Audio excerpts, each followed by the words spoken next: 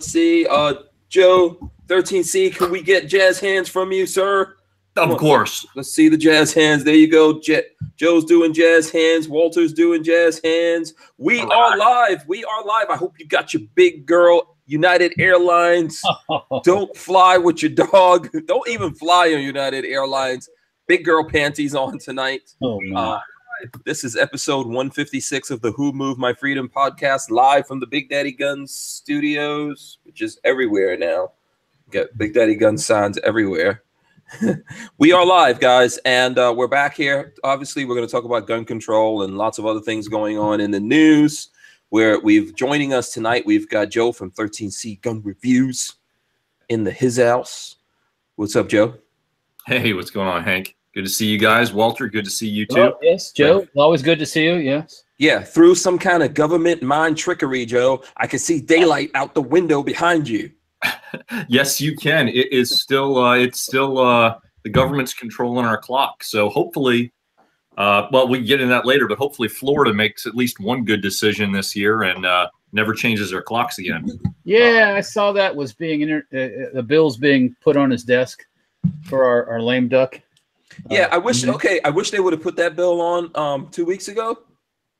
Okay, put that bill on his desk instead of the nonsense that went on Scott's desk. But you know, we will get into that. Yeah. We've got Walter Keller of Safety Harbor Firearms. He couldn't come hang out with us last night. He had some kind of hot date. No, I had to go hang out with actually one of the guys. That's one of my machinists. His wife, him and his wife just had a new baby. Oh, cool. So we went to go meet the baby, so to speak. Oh, who is this? Who had a baby? What's that? Who had a baby? Can we say his name? I don't know. Well, Mike Grosnick of MG Industries, who does machining for me. Oh, cool. Down here in Florida. Okay. Have been trying for a long time, and they actually did it I would say they didn't do it the old-fashioned way. They did it via the in vitro and fertilization, I think. So okay, awesome. Oh, that's no fun. Yeah. You know, that's the old-fashioned. That's the hard way, I guess. I was just thinking, a bottle of tequila and getting too drunk, and next thing you know, you got a baby. Yeah. Well, congratulations to them for bringing another life into the world. That's awesome. Yes, and a very welcome one and very spoiled one. So yeah. Oh. Did they have a boy or a girl? A little boy, yeah. Oh, nice. Did they name this little boy Hank? No, they didn't. Oh, damn it. And if they had a girl, they could have named her like Hankarita? Hankalita. Yeah, something like that, No, I'm sure there's all kinds of variations of Hank. Hankrietta, maybe. I never heard these. This must be new stuff. Huh? Yeah, they're all welcome in my world. So cool. We're gonna jump into a whole bunch of things. We got a lot of things. We're gonna catch up with you, see what's going on. We got lots of things going on here. I do want to shout out everyone that's joining us in the chat. Please click the thumbs ups, guys. We need the thumbs up. We need the thumbs up this way. This way is for thumbs. This is how we prove that your thumbs are not in your butt, that they're up. Hey-o. Okay? So we got to give us the thumbs ups. They're not brown either, but, Yeah. Because some people out there are just joking right now in this country. You know what I'm saying? Yeah. Some people have just lost their minds completely. So go ahead. What's up? No, I mean, a couple of things, but last night, you rocked the show. Rocked, man. A lot of likes and stuff. Oh yeah, very cool. Yeah, I think we got over 400. Yeah. And then Babyface was giving away secrets on me. Do you want to give away some secrets on me today if we get to 400? I don't have any secrets. Oh, you don't have any secrets on me? Good, Walter. You, sir, are a true gentleman and a real friend. You don't have any secrets. I haven't been into the inner sanctum of Hankville. I don't know. Oh, really? Got to have some kind of secrets about me. Who knows? Every Babyface apparently was holding on to a couple. No, I don't have anything. I really don't. So yeah. So okay, good. I like it. Let's keep it that way. All right. And then also I want to remind everyone out there that what we're doing now, we have an email list. Okay. It's called hankstrange.tv. That's how you keep up with me. If YouTube pulls the plug, like the plug that their finger is up their butt, if they pull that and they pull the plug on us, then this is a way that we keep in touch with you guys. And what we're doing is we're going to give away everything through hankstrange.tv. So all you have to do is go there, put in your email address, get on our list, and we're going to give away stuff. And I'm actually going to talk about some things. Let me show you guys real quick. Right now, we are giving away these hats right here. 2 people on Thursday on the show. I'm going to announce 2 people that will get these hats. And what you have to do is go to, these are Big Daddy Guns hats. See that? 2 kinds of like digital camo hats. And you go to Instagram, and I have a video up there. You need to like that video, comment on it, and all that kind of stuff. And then follow Big Daddy Guns on Instagram. And then, of course, make sure that your email address is in the list. And then for each person, I'm also going to throw in some patches. How about that? Got some. See, there you go. Some Big Daddy Guns patches are going to get thrown into there. Whatever we give away is going to go through hankstrange.tv. All you do is go to www.hankstrange.tv and put your email address in there. It's pretty easy. So let me go down the list real quick here. And by the way, don't forget to like, share, and all that kind of stuff. Okay, we need all of those. I hope that's what you guys are doing, because you're really quiet over there. Yeah, I'm actually posting. Yeah, that's what I'm doing. I'm making an Instagram post right now. Sorry. Awesome. No, that's good. That's good stuff. So let me run down here and shout out everyone in the chat.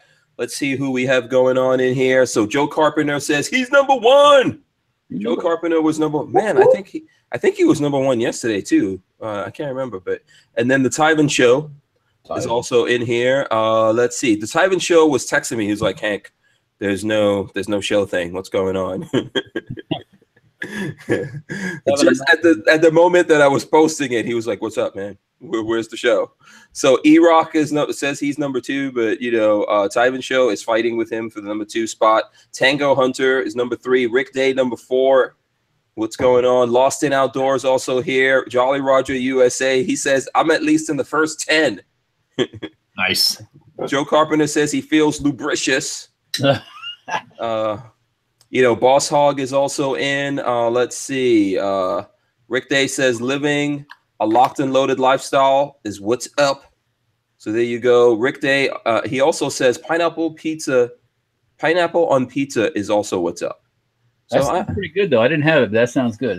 Yeah, I like pineapple on pizza. I don't do a lot of veggies on my pie, but I do like pineapple. That's what I do. Yeah, pineapple's cool. Pineapple chicken. That's about all I can handle. Tango Hunter. Let's see. Michael Bender. Bricks is also going. Says what's up, everyone. I saw Bricks just reposted something, I think, on the Twitters or one of those. Hillbilly Nitro USA says hello all. Hamburger Helper says Hank fans, thumbs ups. Imposter also says hello all. Foxtrot Echo says, are we there yet? Stop. Yeah, and Rick Day says, who's a patron of Hank up in here? So Rick, if you're a patron, thank you. Anyone else who's a patron in here, thank you as well. I think it's 13C Joe just also twittered. Let's see what goes on here. Hamburger Helper says dog on a plane, ? So I don't know. Maybe everyone didn't hear about this, but I saw it was a big trending thing.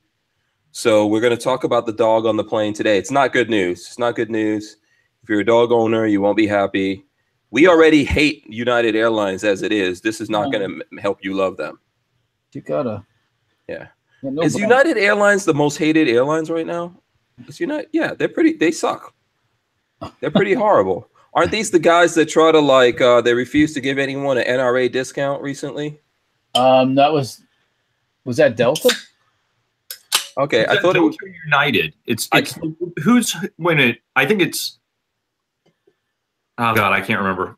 Let's just put them all. Let's just put them all in there. It could be both. Whoever has their hub in Atlanta, right? I think it's Delta. I think it was Delta lost their tax credit thing on the fuel or something like that. Yeah, because they were trying to start some trouble. But United has been in the news quite a bit, so they're probably the most hated airline right now. Screaming Skull Saloon is in here. Let's see, Armament and Axes as well. Kentucky Firearms Network says, "What's up, party people?" Let me see who else. Raleigh Wilkes, Rex Allen, Richard Hughes says Delta. Andrew Mishi says got a site and sign up for a notification. I'm not sure what that's about. Okay. Armsman is in here. Jake West, John Deere. Did I read that right? John Dieter, excuse me. Be safe 24/7. Shout out from Maryland. Says we can pray for us. We can only purchase guns with 10-round maximum magazines. That's pretty horrible. It's a little bit better than, like, what's New York? New York is also 10, right? Yeah, something like that. Yeah. D Head says Delta. Richard Hughes says Delta. Robert Norton says United. So I carry my revolver in single action says something about Delta that just scroll. Like, this thing is just scrolling right by me. Oh yeah. So I'm what did he say? Delta lost 50 million. So there you go. Let's see. Recall Junkie 1981.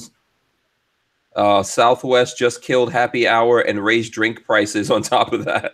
Yeah, I don't know anything about that, but because I know drinks on Southwest for $5 a pop. Yeah. Yeah. Isn't that we flew Southwest to someplace, right? Yeah, you did. Yeah. Let's see. What's this? Oh, you got a drink. He's got drink coupons. I don't have any right now. I don't have any drink coupons. Somebody has drink coupons for. Joe does. Four of them. They just out of the blue. They came in the mail the other day. I have no idea why or from where, but I got 4 drink coupons. So yeah, you gotta watch that. I'm getting turned because the promotional mail shows up, and a lot of times I've tore stuff up and just thrown it away. Yeah, I don't know how many. I think I've thrown those away before, but yeah, it just showed up, and for whatever reason, I opened it, and 4 drink coupons were in there. So, bingo! Cheers. By the way, I hate Southwest Airlines. Really? Yeah, because of that stupid cattle call thing. I never did that before, and then Walter. He was so stressed out. Yeah. Yeah. Walter and I did that. I was like, what the hell is this, man? You know, I honestly, Southwest may be one of my favorite airlines. They're not douchebags when you're on the plane. They handle things well. If you have a problem with customer service, they do well. And I don't know. I like Southwest. Bags fly free. Yeah. Yeah. I don't know. I don't own any Southwest stock, but I kind of, they're honestly one of my preferred airlines. If I'm flying, coach and in the back of the bus, I don't mind. Yeah. Okay. You're probably not wrong. I just hate the part about like the crazy lineup. Yeah. He didn't like the lineup.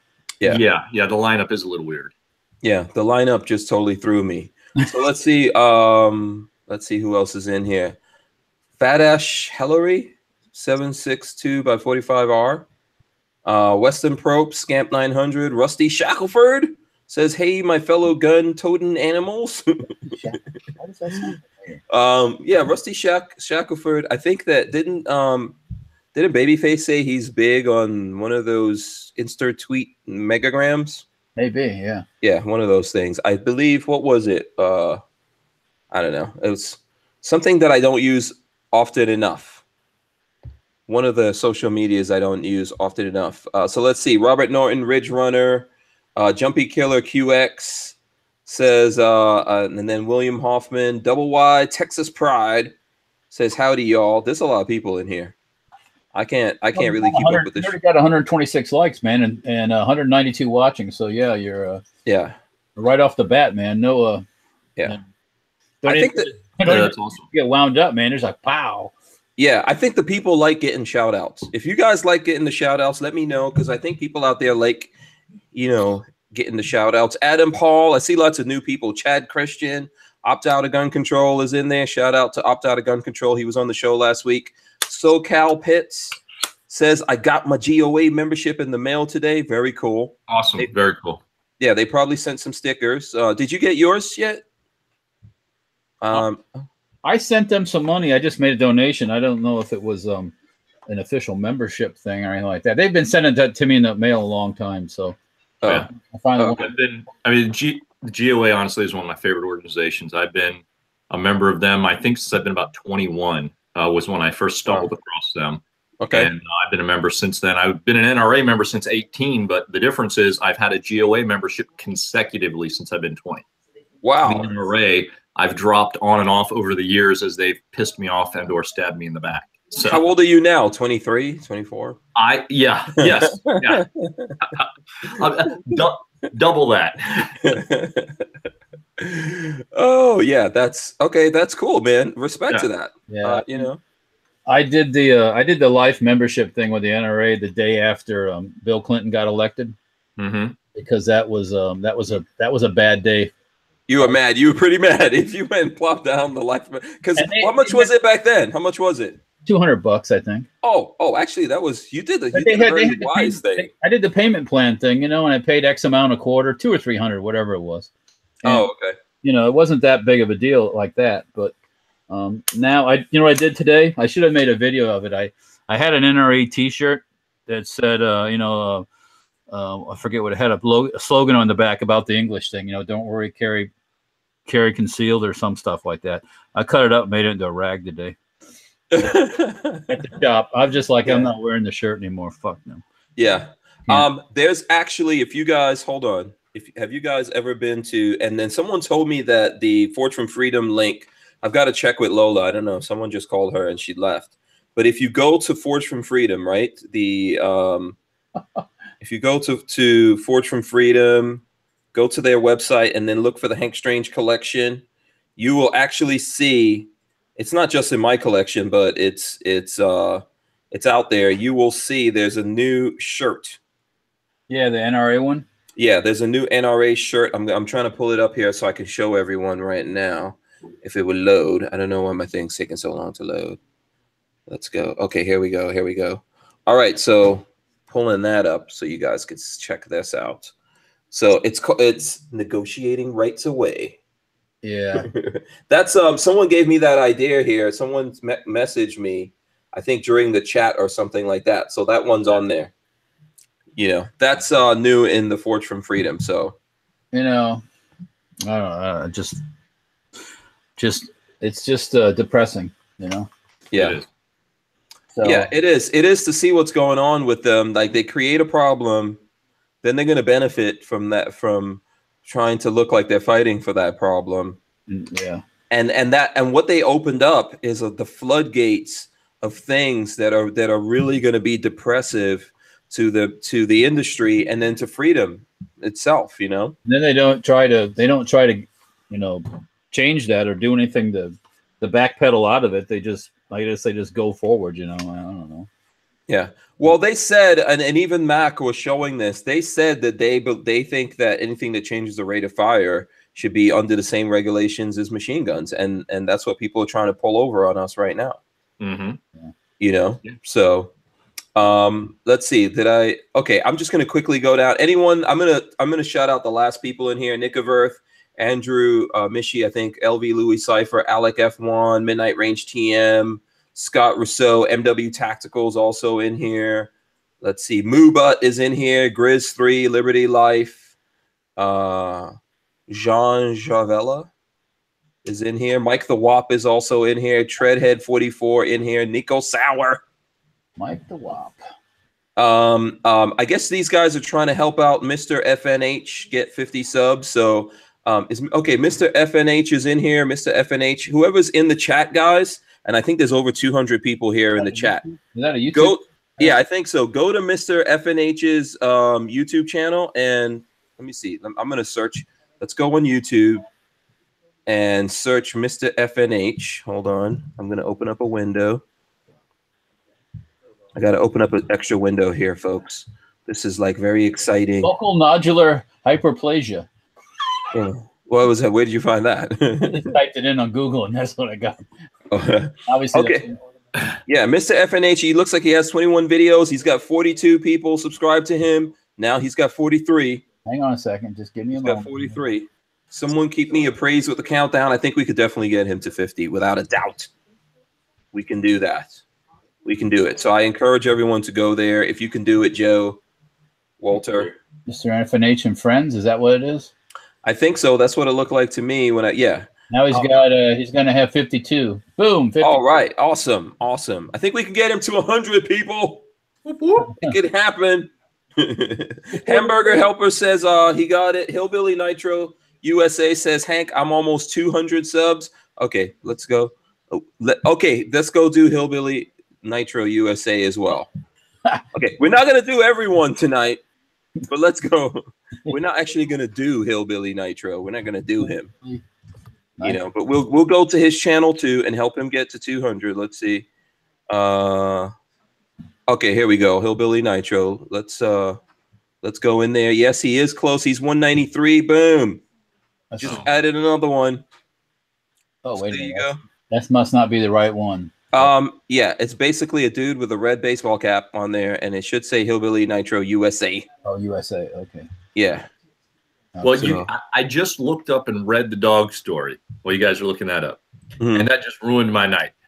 I know, man. You're That's boom, 201 for Hillbilly Nitro. Yes, absolutely. So congratulations to everyone. Thanks for everyone who's in here now. Guys, definitely hit the thumbs ups, okay? Because we need the thumbs ups. Joe, absolutely. Since you pulled up that story, do you want to read it? You're already in there. Why don't you pull it up and read that, man? Let's talk about that here.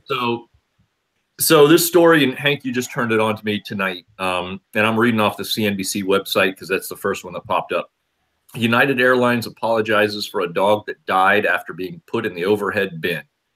Apparently, a flight attendant told the owner of the dog they had to put it in the overhead bin because it didn't completely fit under the seat, I guess, and was partially sticking out of the aisle. So they put it up. By the end of the flight, United spokeswoman, that's according to Charlie Hobart.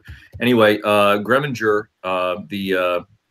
one of the passengers, apparently said that by the end of the flight, the dog was dead, and that the owner of the dog was crying in the aisle on the floor when she opened the bin at the conclusion of the flight. United is assuming full responsibility and expressed their quote unquote deepest condolences. And according to the story, in their generosity knows no bounds because they are going to pay for the necropsy or the autopsy of the dog and refund the tickets. So, you know, they're really shelling out the bucks there. The story goes on to say that United Airlines has the highest rate of death for transporting animals over any other airline, according to the Department of Transportation. They have a death rate of 2.24 per 10,000 animals transported. Wow. That's opposed to American and Delta, which only had only had 2 animals die on their planes, 2 each last year. So apparently United is not just, according to this, United just isn't good, not just good with human passengers, they're even worse with dogs. I mean, that's just insane to me. That why would they do this? Where did this policy come from? Who decided that the dog should go in the overhead bin? I mean, would that flight attendant like to go up into that overhead bin? So United is saying, according to this article, they're taking full responsibility. They're also saying that the flight attendant violated United Airlines protocol because animals are never supposed to be placed in the overhead bins, and she just did it on her own.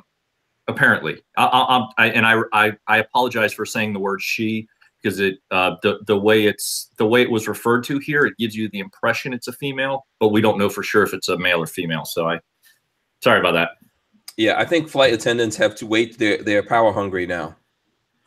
They could be. You know, they can with one word they can get you thrown off an airplane if they want to. Yeah, there's a lot of good. That's the thing, right? If a flight attendant is telling you something crazy like this, right?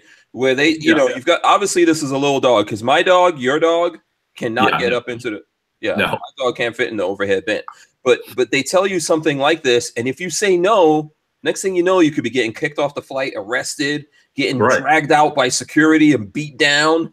Yeah. I mean, you're disobeying under federal law. Disobeying a flight attendant is a felony under federal law. That's too much power. What are you going to say? I think Walter was going to say something here. You won't get beat down if you don't beat back. I mean, that's. Wait, what happened to that? Do you remember that? Do you remember that little Asian doctor? Yeah. Yeah, I had to say that. Do you remember? Yeah, and that was one. I'm gonna ask my Asian production assistant here. Do you know about that doctor that got beat? Where was he from? Oh, I don't know where he was from. Yeah. Did you see that doctor resisting?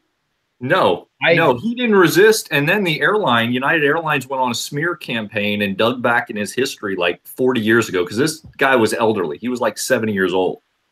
Yeah. And they went back in his history from like 35, 40 years ago and pulled up he got cited on some kind of prescription thing like 35 years ago, right? Yeah. And they tried to do a smear campaign against him based on that. And it turned out they actually hired private investigators to look up all his records. If that tells you about United, I won't fly United.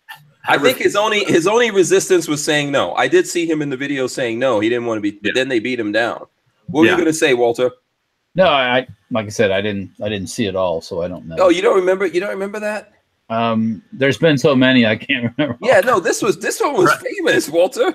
That dude was famous. We must have spoken about this on this show, Walter. I guarantee. I know there's a lot of stuff. Probably did. In my stack of things to think about, it's not in the top of the. Yeah, here's the news. Lola pulled it up. Okay. Doctor dragged off United plane, has broken nose and significant concussion. Don't you remember, Walter? That United had to pay him. How much did they pay him? Like $10 million or something? They paid him a ton. Yeah, they had to pay him a bunch of money. Well, I guess that beatdown was all right then, huh? 69. Yeah, look at his face. 69-year-old United. Yeah, he was 69 years old, and they beat him down pretty bad. You're saying that they beat him down just for fun? No. What happened? He didn't scream and holler. He didn't put up a fit. No. He did it. Here's what his resistance was. They were trying to kick him off the flight, I think, because there were some stewardesses or something. They were overbooked. Yeah, they were overbooked, and they wanted to kick him off so those people could get on. And he said, no, I have to go where I'm going. I'm not getting off. Then they called security. Security came in and just gave him a beatdown and dragged him out of there, banging his head on the arms and everything of the seat. It was crazy. It was crazy. Yeah. So, but I know a lot of crazy shit has happened, Walter, admittedly. Let me see. And you're getting old, Walter. Craziness levels. Where does it rate? School shootings? Nope, doesn't rate. Yeah, no, it doesn't, but go ahead. Here's something else I don't understand, right? There wasn't one flight attendant on that plane, right? There was at least 3. Right. So there's at least 3 flight attendants on every plane, or at least every plane that would have an overhead bin that could accommodate anything of any real size, right? So you got 3 flight attendants. How did the other 2 flight attendants not be like, yeah, you know what? That's not a good idea. Nowhere in the manual does it say, can we do this? Right? Yeah. Where did this? So, and then who's in charge of these flight attendants on the plane? Is it the pilot? So technically the pilot would be in charge, but normally there is a head or supervisor. Even if they're not a supervisor, there's a chief flight attendant, and then the other 2 are secondary. So there's always one flight attendant is always listed on the schedule as the top flight attendant, and then the others would be underneath them, but the top flight attendant reports to the captain. But you would think the other 2, even if she was the head flight attendant, the other 2 flight attendants would be like, hey, there's nothing in the rule books or manuals that say we could put a dog up in the overhead bin. Yeah, I mean, because I don't understand how overhead bins work. The only place I've ever seen the whole overhead bin situation with a person getting in there is in Harry Potter. Right. You guys probably never saw this. No, I've had 3 daughters. I've seen every Harry Potter movie. Yeah, at least parts of everyone. That was on a train, but I know Harry Potter put on the cloak of invisibility and then climbed up into the overhead bin. And what was the name of the kid that was the bad guy in there? Draco Malfoy beat the living crap out of him. Yeah. But I mean, he didn't. So is an overhead bin airtight? No, they're not airtight. I wouldn't think so. No, but I mean, it is pretty. I mean, it is. I don't think there's a whole lot of air circulation up there, though. Yeah. Wow. Yeah. Because I mean, they close pretty tightly. They're not airtight, but they do close pretty damn tightly. Yeah, you couldn't have it airtight because of the pressurization thing would freak out. I mean, it would cause things to do weird stuff. But once again, think about if you were claustrophobic and you got thrown into a little space like that, you might dark hole bouncing around for. You might just freak out and die too, if that's I agree with you, Walter. I think that's a good point because if I'm not mistaken, when I'm reading this this article, the dog did whimper for some time and then stopped. So when they first put it up there, I remember reading that somewhere. I remember reading that where was it? I saw it on one of the articles where the dog did carry on for some time up there, like dogs do. My dog carries on if you don't friggin' feed him on time.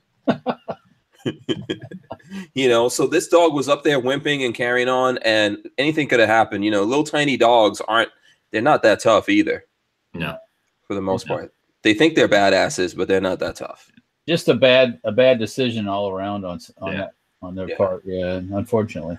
And I don't know how you can make it better. You can't make it better. So no. If you're a dog person, you know, if you have pets, even if you're not a dog person, if you have pets, you understand, like, how the hell do you replace? To some people, those are their kids. Yeah. Yeah, I mean, we've all got dogs. My shepherd is 2 years old this month, and he's a solid member of the family. I mean, he's a productive member of the household. He defends the house. He pays attention to, you know, when delivery people come, and, you know, I mean, my daughters absolutely love him to death. I mean, he is a member of the family. I consider him a member of the family. He's not just some dog you could just replace. I mean, you know, we bonded with that dog over the past 2 years. And, you know, it's just be heartbreaking for something like that to happen. Yeah. I think that there's something, you know, airlines, I think I've said this before, man, airlines have gotten worse and worse and worse. I remember traveling on airlines. They gave you presents. They were so happy to see you. Oh, yeah. Do you remember those days? That was so awesome. Yeah. I flew prior to 9/11 for about a year. One of the previous companies I worked for, I was a traveler, and I was single then, and I was on a plane at least twice a week, pretty much. And I flew all over, and man, I loved flying pre 9/11. They treated you nice. It didn't matter, you know, but whether they knew you were, you know, a rewards member or not, you know, whatever level you were, before they even knew that, they treated everybody awesome. They wanted your business. They fought for it. The airlines were just, they were good. When you went through security, they did good, thorough checks back then. And people forget that the security on 9/11 didn't fail. It did everything it was designed to do that morning. Once again, the government failed. Yeah, it was the government that failed. Yeah. So, you know, and security was friendly. They were thorough. They were efficient. They had a significantly higher success rate and a significantly lower, like, single-digit failure rate on not finding things back then. And you compare that to what? Just, you know, the last report 2 years ago, they had a 98% failure rate, TSA. Mm-hmm. How do you go from something that was so good to something that's so inefficient and so horrible? Private industry. Government. Yeah, that's exactly what it is. We basically now the airlines, they're not privatized. They're still private, right? They're not nationalized. But the airlines are private, but the security's all government. Yeah, but the airlines themselves, they have this. They know we can't do shit. We can't do shit about it. Yeah, that's the situation that they're in. I think they used to be nicer to us when they were like, hey, we know you could fly some other airline. You could do something else. Now they're like, you're screwed. You got to deal with us. We got power. If you give me the power, if like you give me flight attendant power, where whatever I say, you have to do it. Oh my God, it's going to be crazy up in the skies. Well, I'll be ordering people around all the time. And I think I'm not saying that for every flight attendant, but a lot of flight attendants are now power hungry. And I think that's the kind of thing that happened here. Well, you know, someone's got to be in charge too. I mean, you can't let as I say, you can't let the inmates run the asylum. And an airplane, you're an enclosed thing. If you got a couple inmates that are out of control. Yeah. So let me ask you this question. I have one question here about this. Okay. So the last time when you were in an asylum, you paid for that? This is what I'd like to know. There's something up. I've never been in an asylum because we don't have those anymore. We have a nicer society now. We don't have asylums. We let them wander on the streets in 3 jackets and 90-degree heat. Yes. Yeah. But we're paying, and it seems like we're paying someone, and they're like we're paying them, and they're acting like they're doing us a favor. Yeah. Yeah, and you know, look at different airports, right? How hard is it? You know, whatever airport you go to, these cities also negotiate, and part of it has to do with cities. Cities negotiate these airport deals where they make certain airlines preferential in those airports. So if you're flying out of a city, you may not have a whole lot of choice on the majority of flights that are leaving out of that city anyway. I know, like, I fly out of, and I have I'm basically midway in between South Bend and Chicago. So I can fly out of South Bend or Chicago. Normally, I fly out of Midway because I hate O'Hare. O'Hare is, people complain about a lot of airports. O'Hare is probably the worst airport in the country. It is way worse than Atlanta. But, you know, like, so basically if I fly, I do my best to fly out of Midway because it's Southwest Airline, and Southwest has a lot of direct flights. Midway's their hub up here, but they just so happen to be an actual friendly airline. And for whatever reason, Southwest hasn't lost that somewhat friendly edge. And again, I'm not pimping Southwest other than to say the other ones are so freaking bad, it makes Southwest look like angels. Yeah.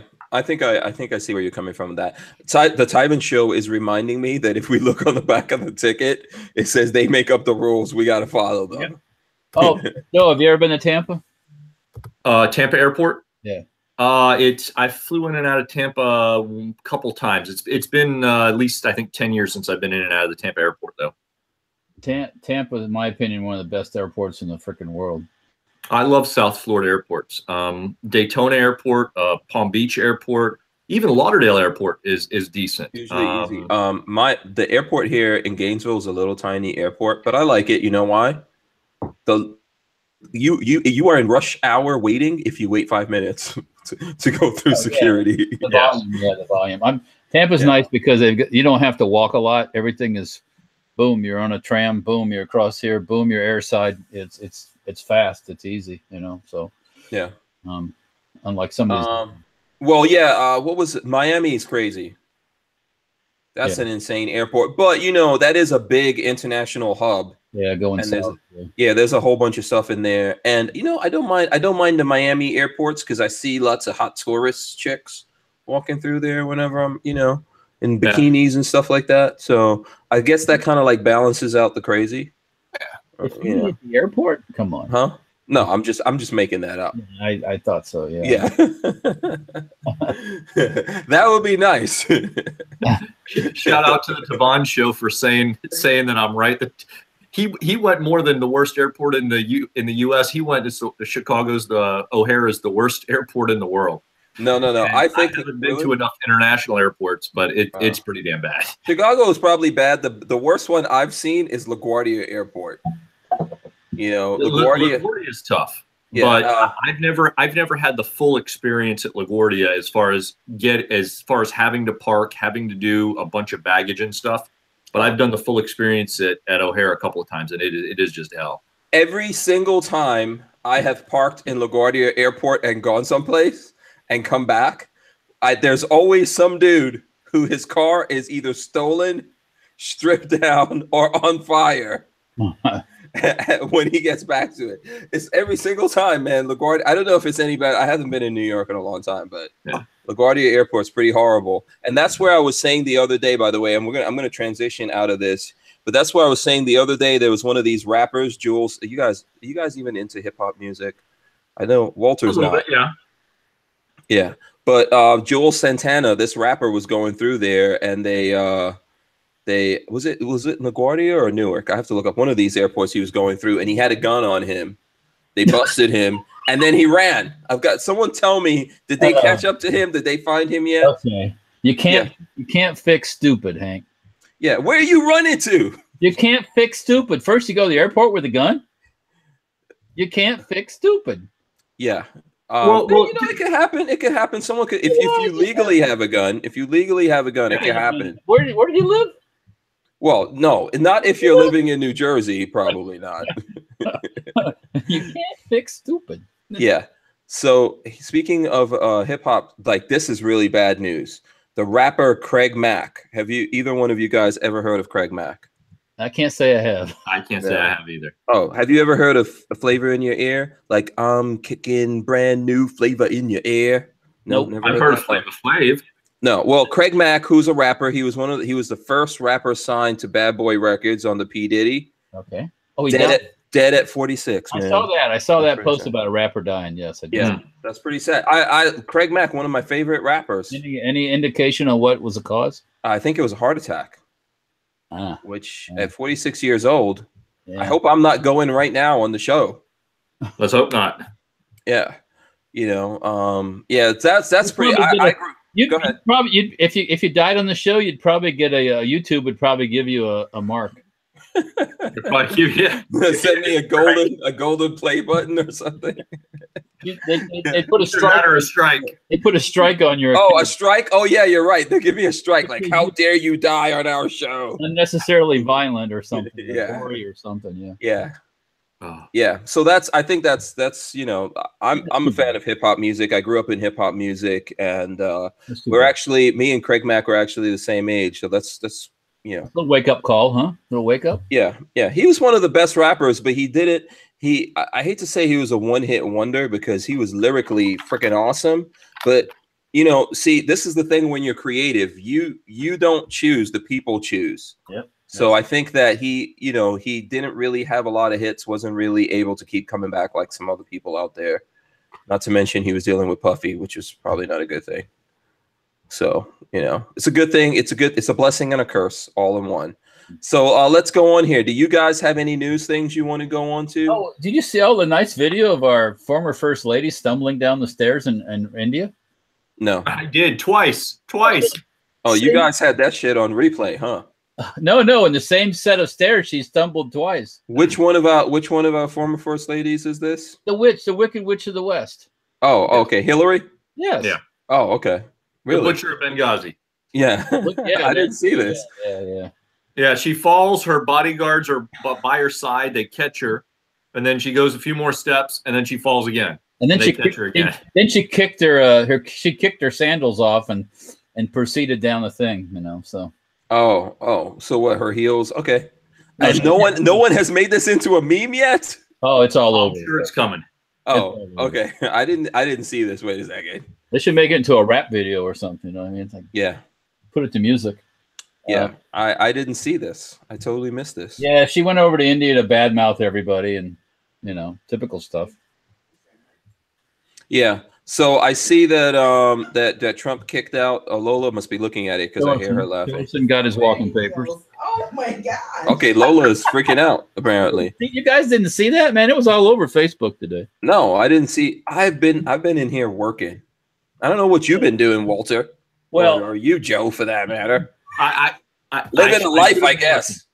I should have been working. I actually was working too. So was it? Because Lola's over here just dying laughing. Is it really that funny? Well, it's sad, is what it is. It's okay. Yeah. I guess we all got to pull this up now. There wasn't. You were going to mention up the Tillerson thing. That's a good thing that just happened today, actually.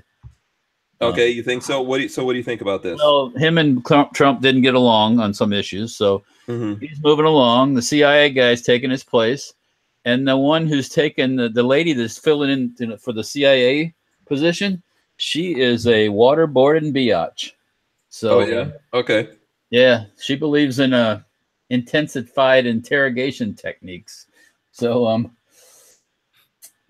you know, not too bad. Not good if you're on the wrong side, I guess. But oh, I see. She slipped going down the steps. Yeah. Down the steps. Looks like she had on Birkenstock. See, nobody should wear those damn things. No, I don't think it's the shoes. I think it's the biatch.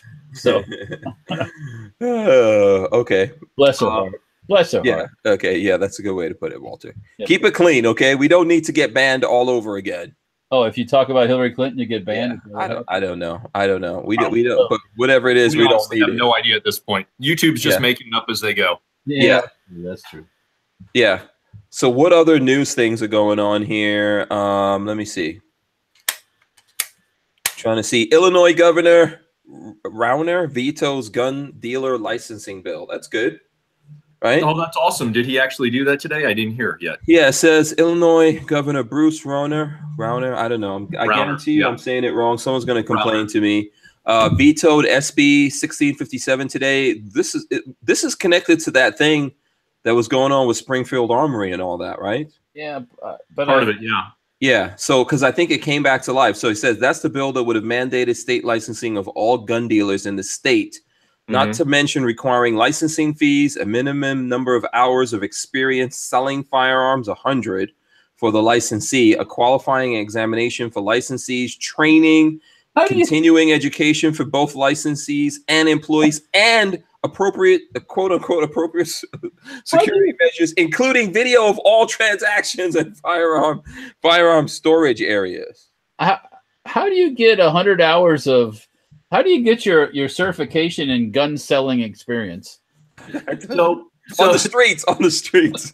So I get Chicago area news. Half of my stations come out of Chicago. The other half come out of South Bend. And basically, the anti-gun mantra out of Illinois was that the federal government doesn't do a good enough job auditing dealers. So they need the state to do it.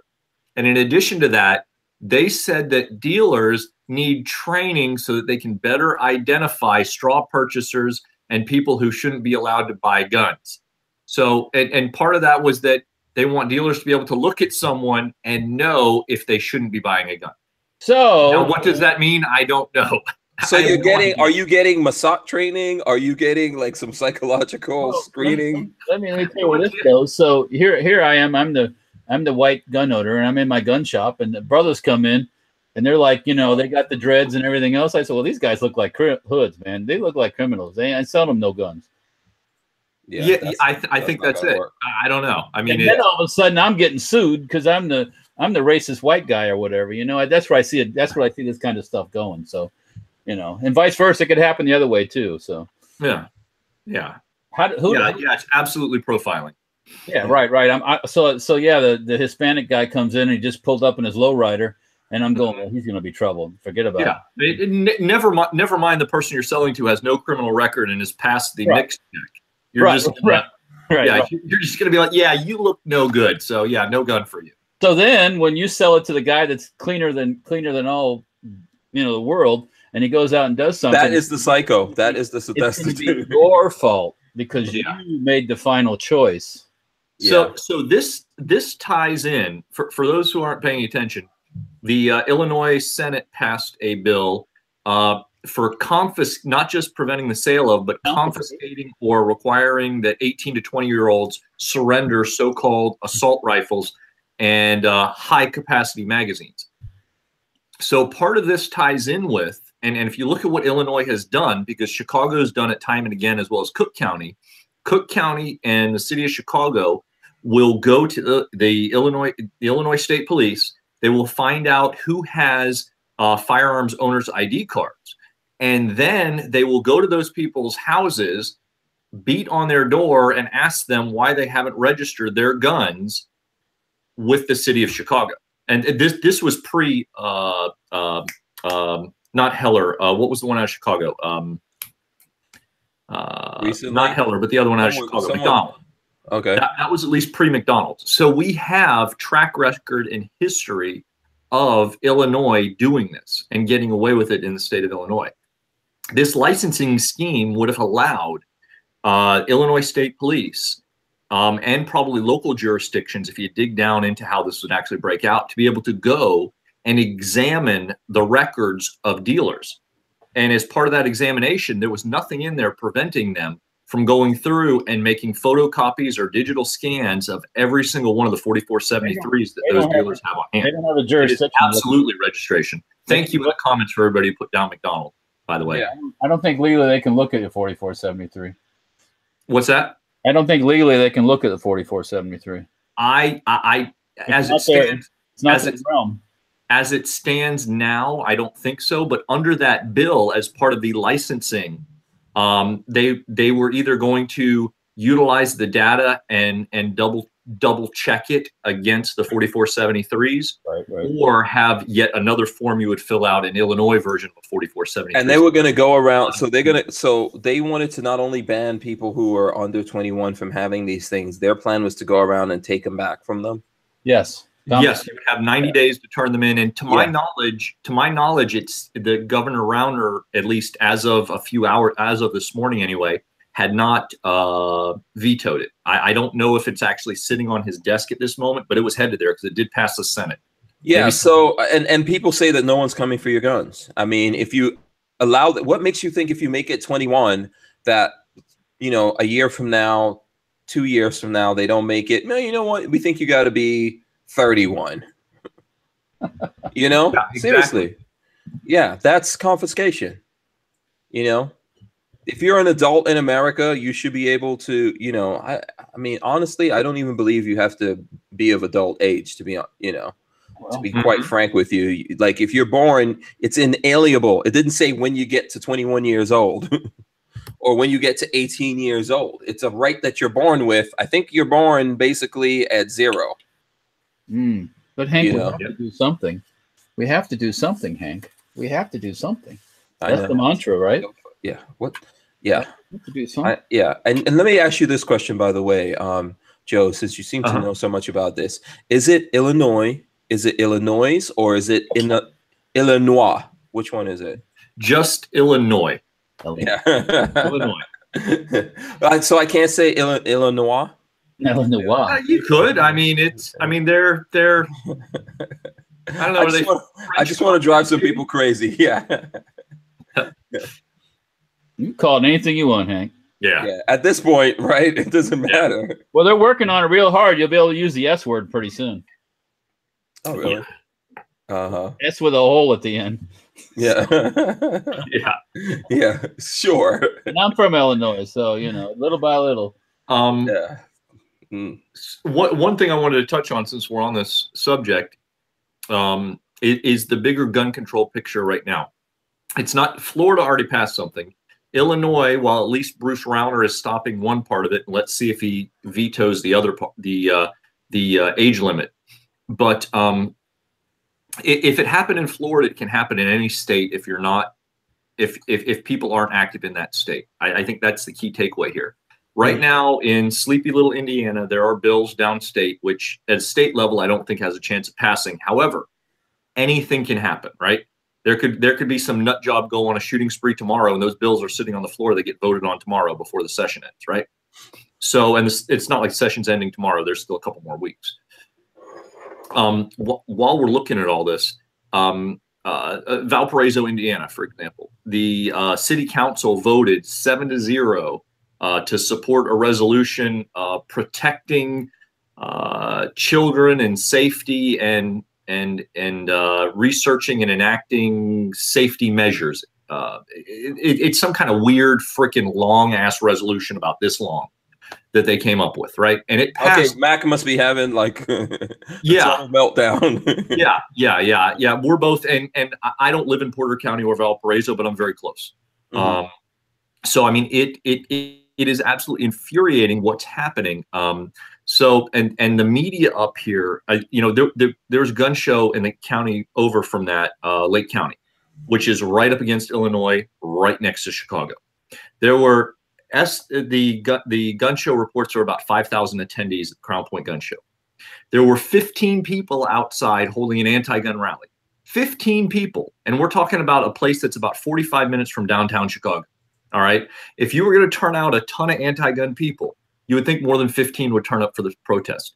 Every single news station in the region was there. Every single one. And they made it look like a crowd of like 15,000. Every single picture was taken with like the reporter laying on their back, shooting like up at the sky, so it looked like, it was just, it was horrible. So it's crucial that everybody contacts. And if you know of rallies, the Saturday the 24th, there's an anti-gun rally in Valparaiso, Indiana at the City Hall, the courthouse area. There's a counter protest that's already being planned that I'm also trying to help support. And definitely please be there. Go out there, bring a flag, bring a sign, whatever. Be there Saturday the 24th at 10 a.m. if you're up in the greater Valparaiso area. Because the same damn thing's going to happen. They're going to turn out 15 or 20 people. The news is going to be, they're going to be all up in arms about it. And if there isn't a solid pro-gun turnout, they're going to completely ignore the other side. Yeah. So I mean, this spreads all the way across the country. There isn't a single state that is immune right now to this not happening. Yeah. Okay. One thing, we hit 200 thumbs up, so I think we can get to 3 people. Awesome. I think we can make 300 thumbs ups happen. If you're out there, you're watching right now, smash the thumbs ups buttons. We need that. Okay, we got to keep it going here. All right. So what other did you guys see any other crazy stuff in the news? Anything else going on? Anyone check in on like well that thing with that was in Illinois, as I'm gonna say now, because you guys said that was okay. So yeah, sure, go for it. I'm gonna call it Illinois right now. So call it whatever we want to. It identifies as Illinois, as far as I'm concerned. So Texas Senate candidate Beto O'Rourke says ban AR-15 rifles in Texas. That's interesting. See what happens with that. Looks like some students are planning walkouts tomorrow on Wednesday. Yeah, that's happening. That's happening here. That's happening. Yeah. Tomorrow. Yeah. I think that's happening here as well. Let them walk out. Yeah. The thing is, schools are giving us legitimacy. There are even in my tiny little town. Well, I don't live in a town. I live unincorporated, but one of the closest towns to me, they released a statement for the high school saying that basically they're taking a neutral position, but they want teachers to understand if students do want to walk out, or basically is what the hell they said, which is just freaking bizarre. And I mean, you couldn't talk about a more pro-gun county that I live in, at least in this northern part of Indiana, anyway. Yeah, but you find out where the leftists really are. Yeah. I mean, they are pushing at every angle, and I mean, I don't mean to be a broken record, but I mean, honestly, we have never seen a more coordinated nationwide attack at every single level: federal, state, county, city. I mean, they are coming from every single angle they can. And you ask yourself, like, what is the purpose of this BS resolution they did in Valparaiso the other night, right? Mm-hmm. The only thing I can think of is that is one more little thing when they go down to the state house and try and push for regulations, because they can't do it in a local level here. Indiana has a state preemption law. When they go down there, they can say, well, look, all these towns and cities passed these unanimous, Valparaiso, Indiana passed a unanimous regulation, or unanimous resolution, right? I mean, whatever kind of shenanigans they are playing.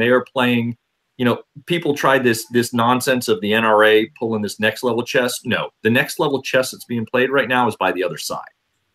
Right. Yeah. Speaking of the NRA, I'm seeing here that the NRA supports states enacting extreme risk protection orders. Yeah. So this is one of the things, man. Well, one of the things that was introduced, making it easier to take guns from people. Go ahead. The federal thing was this one bill raising all the excise taxes and all this stuff, putting excise taxes on receivers.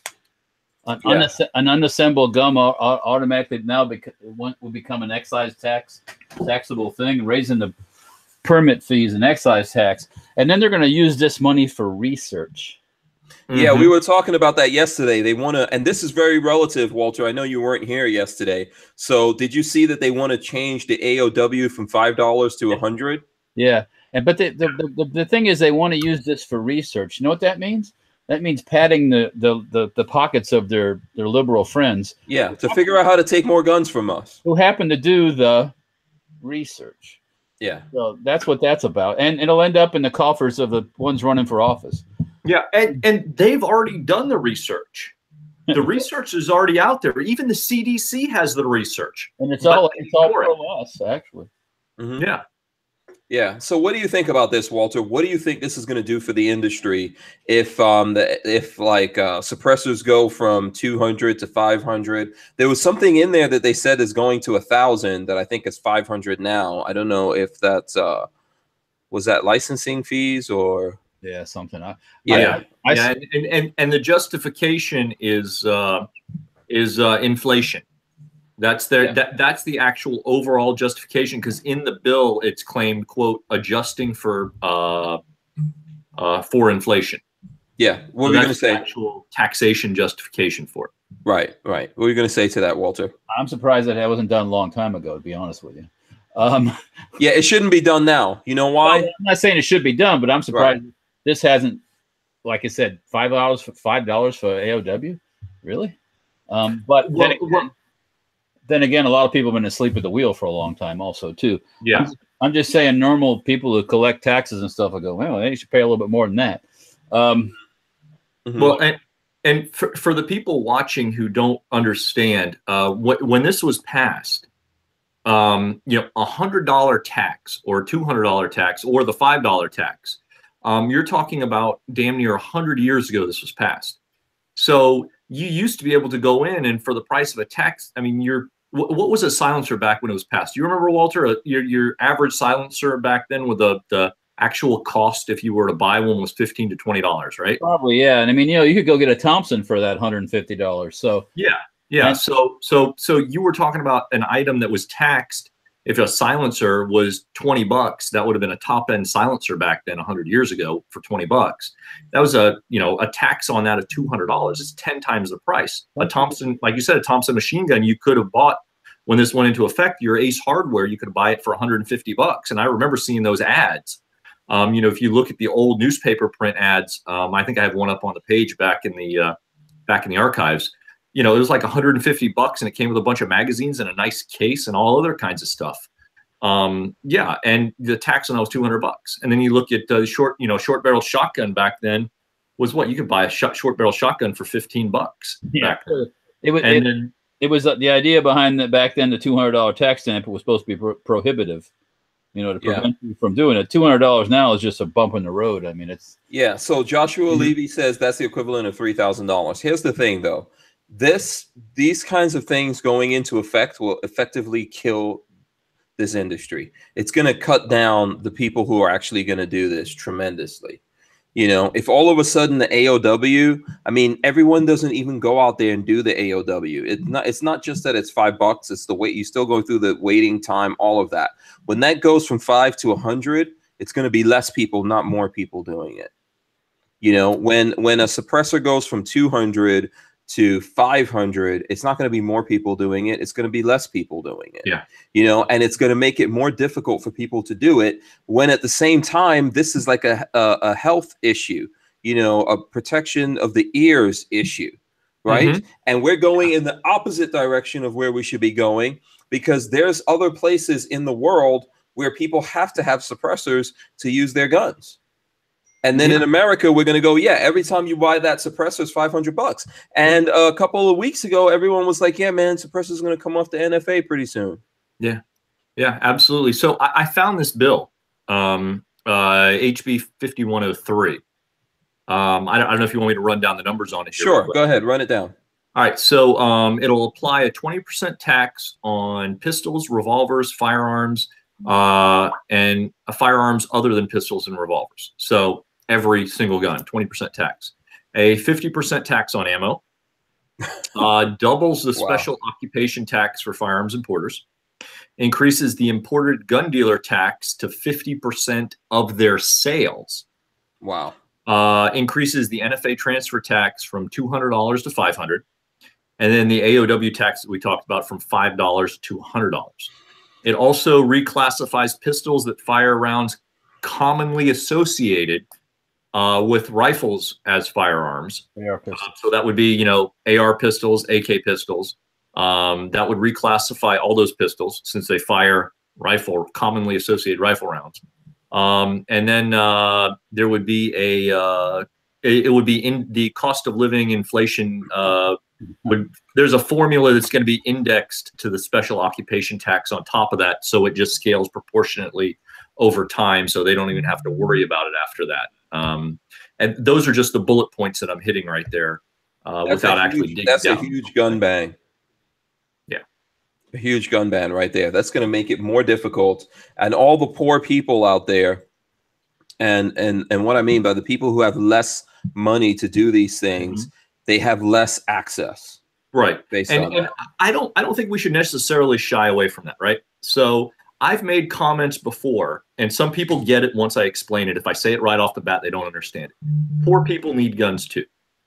And that isn't a dig, because when I was 18 and a half, I was living on my own. I wound up having a roommate. I mean, literally half of the week I was eating ramen. You know, that's just how it was. I was living in like a $500 apartment with a roommate, splitting bills and still eating ramen in a very crappy area, right? It wasn't that long ago, theoretically. You know, I mean, still today, you know, that same apartment probably rents for $600 now. So it's not like there's a huge difference. You know, I didn't have a lot of money to spend on guns. But if there was anybody who needed a gun to defend themselves in their tiny, crappy apartment in the middle of a crappy area, it was me. And it's the same way for all these other folks that are I don't want to use the term economically disadvantaged, but as you're starting out in life, if you start out like I did, you know, you've got nothing. Yeah, you know? You're economically disadvantaged. Like, you're economically disadvantaged. You're disadvantaged like a mofo. You don't have a pot to pee in. That's right. So, I mean, arguably, I needed a gun a lot more when I lived there than I do when living here now. So, you know, it all stems back to, you look at all these gun control measures. It's always been about stopping, quote unquote, poor people, which also diverts back into its racist roots. I mean, almost all this gun control legislation started as Jim Crow laws. It was designed to either make it unaffordable to minorities, or when it came to the licensing and registrations, to make it impossible for minorities to buy it, because there was no, you know, white, all the judges back then, all the police chiefs, all the sheriffs, they were all white.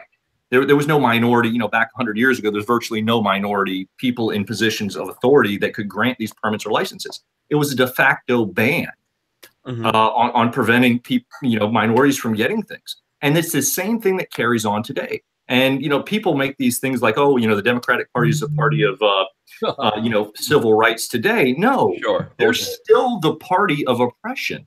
And they've just changed their colors. They're no different now than they were 100 years ago. Yeah, but let's take it even a step further.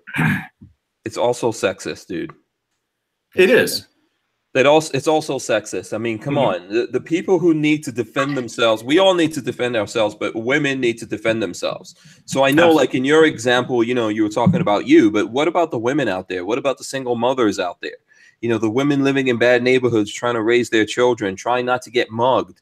I mean, I know I've met some of those people, like Shanine Allen, the woman that was in Pennsylvania, and she got a CCW and then bought a handgun and was carrying it legally in her car, but then she drove over the border into New Jersey and got pulled over by a state trooper, told him that she had this license and everything, and then he arrested her and she spent 45 days in prison. You think she's alone? She's not the only mother out there that needs to defend herself and has to go to work and do all these kind of things and work in bad neighborhoods and all that to take care of their children.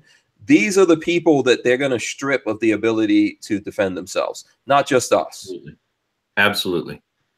You know, but I mean, I don't think they get that. I don't think they care.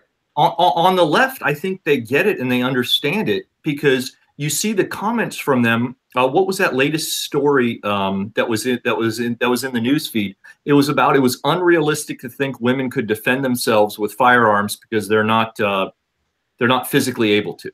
That's so stupid. Are you kidding me? But that's where it is. I mean, and they talk about the and I don't want to make this a left versus right shift, because I mean, you know, I don't want to divide it politically like that. But in general, they try and make the thing that, oh, you know, they're you know, the right are chauvinists, or what is the masochist? Not when you're I can't remember the term. Well, whatever it is when you're, you know, biased against the females. I can't remember what chauvinists. Yeah, chauvinist was the older term. They've come up with something newer now, and I can't remember what it is off the top of my head. But anyway, no, we're the ones who want the women to be able to defend themselves. They're over there on the other side saying they can't defend themselves and they shouldn't. Misogynist. Thank you so much. Opt out of gun control. Said misogynist. That's exactly the word I was looking for. Thank you. Okay. Yeah. I'll look at opt out of gun control. Dropping dictionaries of knowledge on us. Thank you for that. Yeah. By the way, we are to like 75 on the thumbs ups. I think we're 25 away from 300. It could happen, people. 300 is in sight. Let's do it. Let's get it. Let's make it happen. Hey. Let's make it happen. What's up? We'll show gun porn. Yeah. What's up? What's up, Walter? Today I got on the interweb and I was searching for AR-15 parts.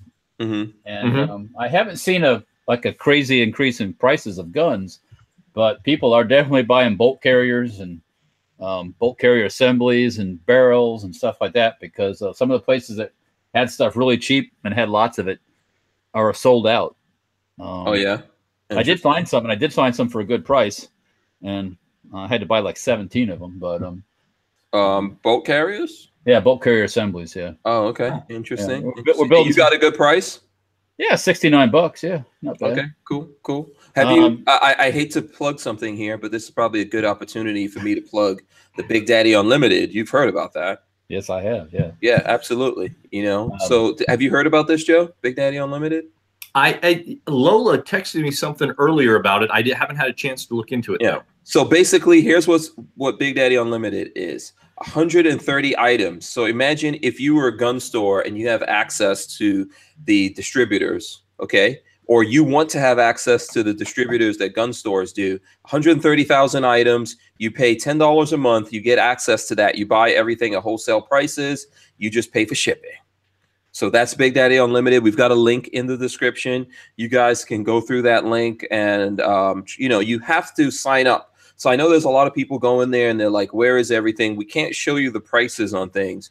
You have to sign up, and then you get into that database. There's 130,000 plus items in there. We're adding new things all the time, and you know, you can save a lot of money from buying. It's got everything from ammo, guns, knives, reloading stuff, all of that. We went through it last week with Babyface when he was on.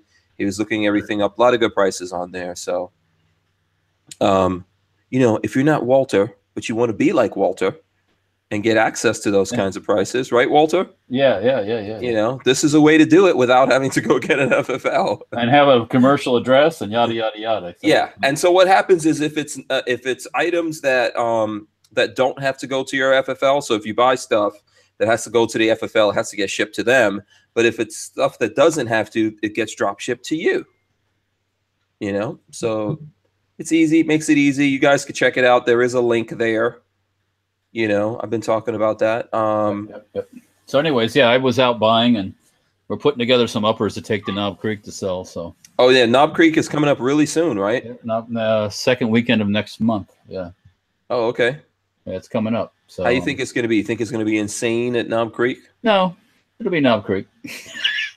Yeah. No, I don't think it'll be more insane than usual. You think? I've been there post 9/11. I've been there post every shooting there've been in the last since 2000, and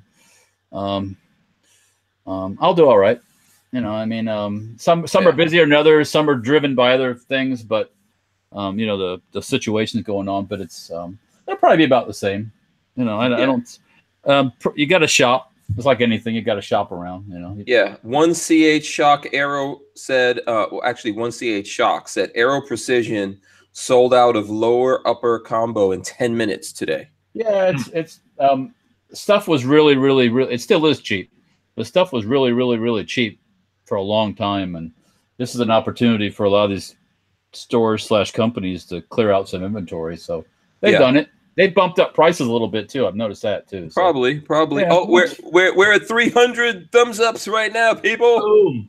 We hit 300. Okay, I think we can do 400. Come on. I feel like a trainer. I'm like, okay, you can go another mile. Here's a treat. Here's a treat. Yeah, good dog. I think you can get to 400. How about we show some Gorn? How about that? Oh. Who's got the guns? Come on, show up the guns. Let's see what you guys have. I'll get something out of here. Look, I have a really nice FN box here. What? FN. I have a very good looking FN in here. Let's see what Joe's got. Okay, Joe, I'm gonna lock it on you. You tell us what you got. All right, this is my old junky, crappy Glock 19 that got totally redone by some folks out of Florida. They're the Orlando area. Blackout Custom Cerakote and Force One Tactical. They did some really cool. Looks good on here. Oh yeah, some accelerator cuts. I mean, they did these. That's a new. Is that a new slide or a new? Is it a new barrel? Modified? No. So this is my Glock 19 that it was had the nickel boron coating on it.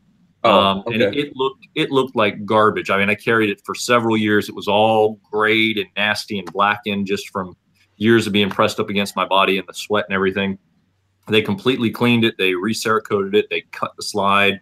The stippling on here, I mean, I'm not really into stippling per se, but the lines are so clean on here. They did such a fantastic job. I mean, they did a pretty good undercut on it as well. So this is good. This is really cool.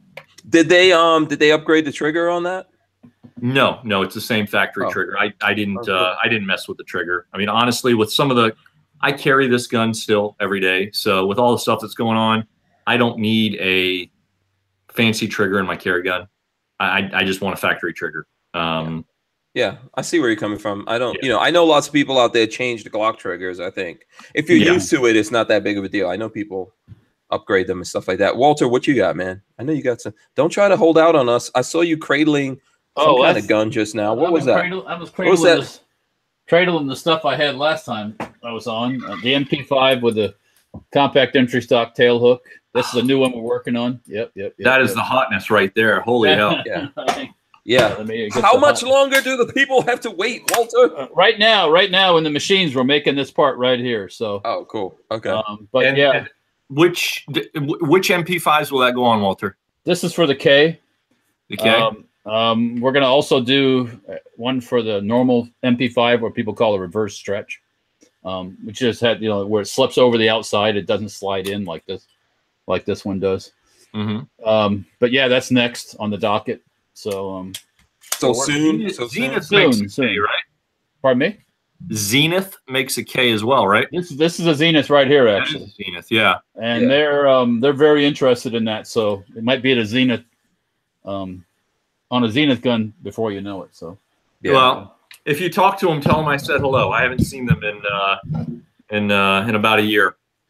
Okay, cool. You don't have one though, right? You have an MP5?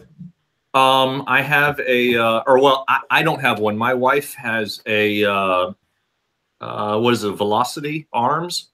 Okay. I forget. It's a VR9. It is actually a really awesome clone. It's a clone because Zeniths really aren't a clone since they're manufactured on with HK manufacturing. HK tooling, yeah, HK tooling. But it's a clone, and I bought that for her anniversary a couple of years ago, and it is a sweet little rifle. But I really need my own. I totally agree with you. So what else? Once I got this thing and I got to handle it, I mean, I'm familiar with HKs. I've been messing with the junk for a long time, but I never owned one of these. And once I got this little gun and I shot it, oh my gosh! Right? It's such a cool little gun because it's so small, and it's an HK basically. Yeah, it's got that going for it, which is nice. It don't have last shot hold open, despite the fact that it's an HK. I understand. Yeah. Well, in a world of compromise, some men don't. That was their advertising. That's what they used to. Really? That's what it said. I thought you were going to say, in the world of compromise, some men drink their own pee. No, I'm not Keltec. Or do I claim to drink my own pee? Shots fired. Yeah. Then we have the SIG MPX, also with a compact entry stock from Safety Harbor Firearms, with the tail hook on it. Boop. Yeah. Which one do you prefer? If you had to choose one of those guns, which one would you take? Would you take the HK or the SIG? HK. HK. It's smaller. It's lighter. Yeah. Show us both at the same time. I think the HK looks sexier too. Okay. I'm not trying to knock the SIG. The SIG is sexy, but this MPX would be more on the order of a full size MP5. So it's not a fair comparison, because it's not size wise. They're not really the same. So, but I think in this case, smaller is better. I think, and I think that the HK is simpler. It doesn't have this gas system like the SIG has, which is they've had issues with, and so forth and so on, yada yada yada. But the SIG is still a nice gun, and the SIG costs $1,200, $1,300, $1,200. This little guy here is on the order of 17. Yeah, without my stock. Right. So, someone was making who was making the like entry level MP5 clones? Was it Palmetto State? They're threatening. They haven't done it yet. So, okay. And then of course AR pistols, which I can't not like, you know, because it's so easy to build your own pistol. Yeah, and that one's side charging on the left hand, and at lefty. And this is one of those magnesium receivers that's out there. I was wondering what that was. It looked like it. Is that an old school one that can be set on fire? All magnesium burns, my friend. But this is one of the later versions, I'm told. So I guess the earlier ones had problems with breaking, or they could have problems with breaking. But yeah, this is a project. It's not completely finished yet, but you know, something to show off. Yeah, absolutely, very cool, very cool. You got some other stuff there? Well, I got it's time for some hate. How about inner ordinance? Do you want to do some good old hate or some good? I know you just couldn't resist that. That thing is just living in your house, man. And with a SIG stock on it, that really brings up hate too. Now, and let's be honest, you improved that. Oh yeah. This thing, it runs all right now. You know, it's a project in the works. You know, I shoot it. It could safely be called a hell pup now, I think, because it's hellacious. Yeah. It's from the bowels of hell. Yes. What else? Oh, somebody else's turn. Okay. Okay. Awesome. You know what? I'm going to open up this box. Ooh, what's in the box? What's in the box, Hank? Something that I used to have one of these, and then I sold it, and I really regret it. But today, now, I am wishing that I had never sold it. Oh, a P. 5.7. Yeah, not 5.7 pistol. Which it's to me, I should have never ever sold my 5.7. I can't pull $1,200 on one of those. I just can't. Oh, but it was awesome. But let me tell you, the FDE, which is very, very rare. I know this actually belongs to Tony, and I was trying to convince him to let me buy it, and he was like, "Hell no, man, hell no." He said that he's passed up on too many of these, and they're not easy to get. So the FDE ones, I guess, are very difficult to get. This is an awesome gun, dude. 20 5.7 coming at you. This is I think this is what the Secret Service rocks, right? They do. At one point in time, they rocked real PS90s or real P90s, I should say, and some of them for a while did have some handguns. I don't believe standard issue right now for the handguns is. I know they still have P90s in their rotation though. Yeah, the only bad thing about this is the safety. The safety kind of sucks on it. But that's one thing the Secret Service supposedly still does use is the K. They do. They use the K. That's what I've heard from. HK dealers. So yes. Yeah. That's another reason. That's another reason why I've done this. We make a regular stock too. So. Yeah, you don't want to find out the hard way what they no. They probably have rocket launchers. That guy the guy with the arms folded walking by Milena. Yeah, she's probably got like a thermonuclear device in there or something. Yeah. We'll set off bombs on you. But anyway, I thought this is like very attractive. You really have to see this in person. I know there's people out there that don't like it because it's mostly polymer, very lightweight. No. But it's not that with me. Yeah, I miss this, and I miss my my PS90. I really do. I just wish they weren't $1,200 for that, and I would have one. So yeah. I mean, I can't. Yeah, I can't argue with that. And I know, Joe, you've got a PS90, right? Don't you? I do. She's right here. It always comes up in conversation. We were talking about Secret Service. So this is obviously not what they're using specifically, but on the top here is that USG government optic on the top here. So that's one of the reasons why I haven't chopped this down, is this is one of the USG models from back in the day. And so you've had that for a long time then? I have. I've had this for, I have no idea, years and years and years, long time. This was one of my grail guns back in the day, and I hunted around for one. And I got my hands on one, which I'm glad I did before these dried up. I do want to get another PS90, one with a standard rail on top, and then chop the barrel and SBR it. But I don't have the heart to mess with this one just because there's not too many of these. Well, it's probably worth more as it is too. So yeah, it is. Right. Yeah, you don't want to chop its barrel off. Barrel. I don't blame you. That's never a good thing, man. It's never a good thing. Yeah. Well, you know, with the proper tax stamp and all the obviously legal steps. Well, you don't want to have a video on the internet. You know, No, I'm not going to pull a Democratic Congresswoman candidate. Dumbass Democratic Congresswoman. Yeah. You know what I saw? Guns and Gear posted something because he put up a video, I guess, on YouTube with that woman doing what she did. Oh, he got it right. And YouTube, they didn't give him a strike, but they put it. They somehow blocked it or put it into a limited thing because of him putting it up there, which makes no sense. Hold on, I have to interrupt here because this awesome dude in the comments, Richard Hughes, said he got a PS90 for $875 new. Please tell me they are somewhere out there right now and I can go and get one for that price. Yeah. I want one too. Yes, I'll buy 3. And I'll give you a finder's fee. Yeah, I wouldn't mind getting one. I mean, and I will chop the barrel, and legally that is. And yes. Oh, he says 2 years ago, High Plains Guns. Yeah, probably so. Yeah. When things were slow. I don't know when's the next time you will see something like that out there. But if you do, let me know. Patience, grasshopper. Patience. Yeah. Because that would be awesome. I really do. I should have never gotten rid of my PS90 or my 5.7 pistol. Yeah. I regret it. But, you know, since Tony is a baller, he has 5.7 pistols everywhere. So those are his go-to guns. 5.7 for everyone. Yeah.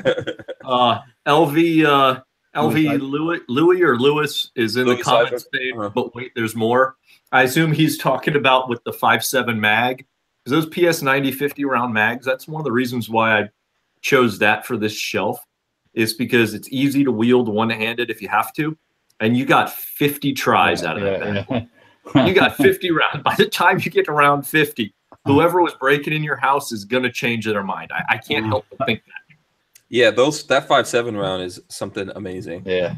You know, something amazing. Okay, any more guns? Anyone else? Do you have any other guns? Go ahead. I do, yes. So there is a extended charging handle. Somebody, that's an awesome eye right there. For pointing that out, there is an extended charging handle on the left-hand side. That's from Homeland Guns. They're a little tiny company that just makes odd and end accessories. And they're actually really cool, and that works really well. It replaces your factory one. So good eye on that.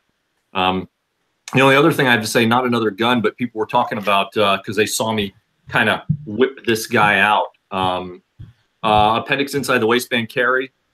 If, God, I don't want to have a DEA agent moment, but if you have enough competence with your firearms and you've been carrying and around them long enough, appendix inside the waistband carry is perfectly safe.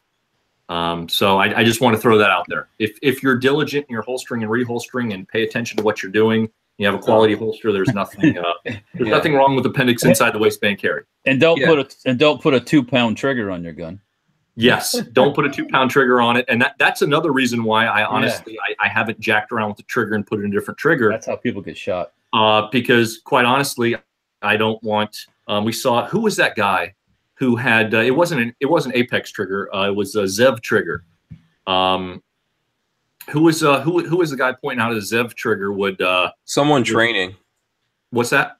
I think it was someone doing a training thing. Yeah, one of the trainers or something like that. Yeah. Hey, gun runners in the chat. Oh. Good to see you, my friend. He has a different name here on YouTube, but awesome. So anyway, sorry. Back to regularly scheduled. No, that's cool. Lola just told me we have a new baby goat. Oh, so tell Lola she's got it. You guys got to get a picture of it and put it up because my wife is going to want to see it. Yeah, she loves the pictures of the goats. Yes, Joe says, his wife wants to see that baby goat. She likes the pictures of the baby goats. Did you get a picture? No. Okay, yeah, we didn't get one yet. Okay, yeah. So Juanita wants to see it, right? I'm getting her name right. I always mess her name up. By the way, your wife. Juanita. Juanita. Yep. There you go. There you go. Juanita wants to see the baby goats. Damn it, Lola. Get the pictures. It's nighttime outside, so good thing both of the boys are home when the baby goats. Yeah, come out. They love that, but except the downside to that is I can't make those goats into curry now. Uh-oh. Like No chances of that, because those are their goats. So one more time, I'm going to tell you guys about this, and then Walter's got a gun, which we'll go to in a second. Right. One more time, I want to plug this. If you go on the Instagrams, everyone out there who's got Instagrams, go check out the Instagrams. If you want to get one of these, there's not that many of these Big Daddy Guns digital hats, digital camo hats coming at you. I'm going to give these away. Somebody's going to win this one. Someone's going to win that one. So go to my Instagram right now and you will see the post. As a matter of fact, let me know what color you want. Because I have a conversation about this. I don't even know what the hell you call these colors. I guess dark digital camo, light digital camo. I don't know. But so go there and check that out. Basically, what we want you to do is follow Big Daddy Guns on Instagram, like and comment on the post, and then make sure you're in my email list. That's hankstrange.tv.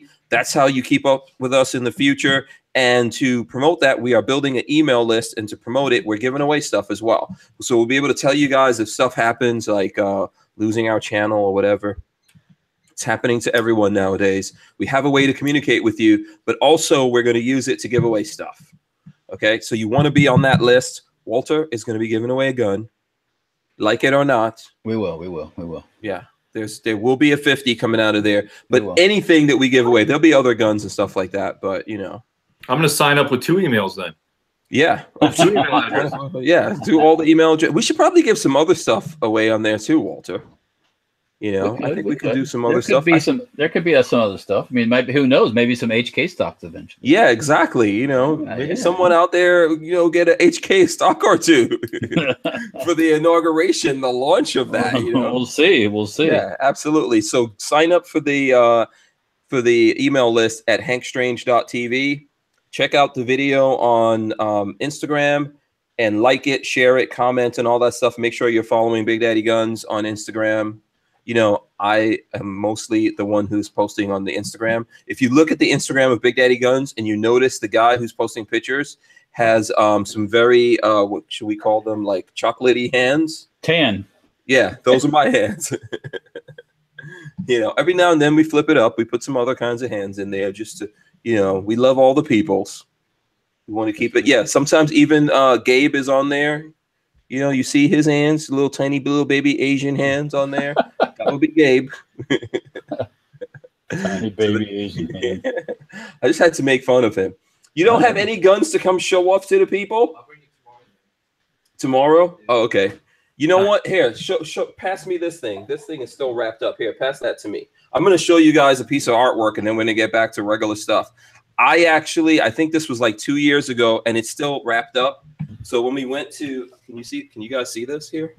So when we went to SHOT Show, Walter, do you remember you went with me? Yes. And we went to visit Rifle Dynamics. Yes. And Jim Fuller. This is an artwork that he had commissioned. This is the Rifle Dynamics logo basically here, and it says AK-47. And I actually got it signed by Jim Fuller. Yeah. Right there. Very cool. So check that out. Yeah. Yep. Thanks, Gabe. So, you know, I'm going to put that here somewhere on the walls. Gabe was like, why is this thing still wrapped? Because he thinks I have some kind of like psychological problem where I don't unwrap anything, which is pretty much true. I don't ever take the plastic off of anything. You know, like those. I'm not even saying a word. Yeah. Like, have you ever seen those people? You go to their house and there's like plastic on the furniture. That would totally be me. That ain't your house. I do know that. That ain't your house. No. Because it's not left up to me. They got to move guns and cameras to sit down. That's what I'm. No, when he first started coming here, this camera that I use, he was like, "There's something wrong with this camera," you know. And he was trying to figure out what it was. And then he looked and he was like, "Why the hell is the plastic still on the camera?" Oh. Yeah. So. Yeah, he says even my watches, I keep the plastic on there. No, I can't do help it. that. No way. Speaking of watches. Yeah. Oh, should we do a watch check? Are we all men here? Are we wearing watches? You got all watchable. Okay, so what kind of watch do you have? Joe, what's your watch? My watch? My watch is, where the hell is it? Ah, there it is. This is an Invicta. Oh, nice. This guy looks, this is an awesome watch. I have to tell you. I've Nice. I like it. done all kinds of work with this watch. It's got the little thing in the back. It's automatic. You can get your very own on Amazon Prime for like about $100, depending on what week it is. It is basically everything a Rolex Pro Diver should be, except for a better time. Okay. Whoa. And it's about $100. Whoa. Yeah, I know. Whoa. You know, I spend my money on stuff like that. I love watches, but at the same time, I cannot walk around with a $5,000 timepiece on my wrist because I will destroy it. There is no way around it. I will smash the bejesus out of it. And if I smash a $100 watch, I'm not going to lose any sleep over it. I smash some of your watches, Walter, and I'm going to cry like a baby. All right. Now so what do you have, Walter? Don't let it. Is it a Rolex? No, I don't have that one on. No, I only have one Rolex. Okay. Oh, okay. All right. I call dibs. That was a wise move. This is a Shinola. Oh, cool. Okay. Which is supposedly made in Detroit or assembled in Detroit from U.S. and foreign components. Right. Why do I think I've heard of Shinola watches, but isn't Shinola a kind of coating or something? I've heard of Poopin' Shinola. But Poopin' Shinola, what's that? Yeah, Poopin' Shinola. So, anyways, this was a gift from my significant other for my birthday. Oh, okay. That's cool. She purchased it at Costco. If anybody's interested. Yeah. I've heard of Shinola before in American history. Is it always the watches or shit in Shinola? Yes, that's exactly what I was. Oh, okay, maybe. I just said I don't know exactly what it comes down to, but yeah. I don't know I'll have to do some research on that old Shinola thing, but it's a nice watch. It is. I don't usually do leather bands because of the perspiration factor here in Florida, but this will be more of a dressier watch than a work watch. So. Is it an automatic? It is. Now that you mentioned that, let's see here. I'm not. I don't think so. I'd have to. I'm not. I think it's actually battery powered. Oh, okay. Quartz. Okay. Yeah. So. Is that Invicta an automatic, Joe? Yeah, it is an automatic watch. So Invictus, for people who don't know, you can, yes, it's fully semi-automatic. It's an automatic watch. And this one actually has, the reason why it's so cheap is that it has it's the Japanese automatic movement in here. It's not the Swiss automatic movement. That's why it's so cheap. Okay, is it from Seiko? Because I know Seiko has some good no, Invicta has a couple of plants. So Invicta is actually an OEM manufacturer for a couple of places anyway, and they vary in price from like the $100 automatic to the multi-$1,000 automatics that are actually fully Swiss jeweled and the whole 9 yards. All right.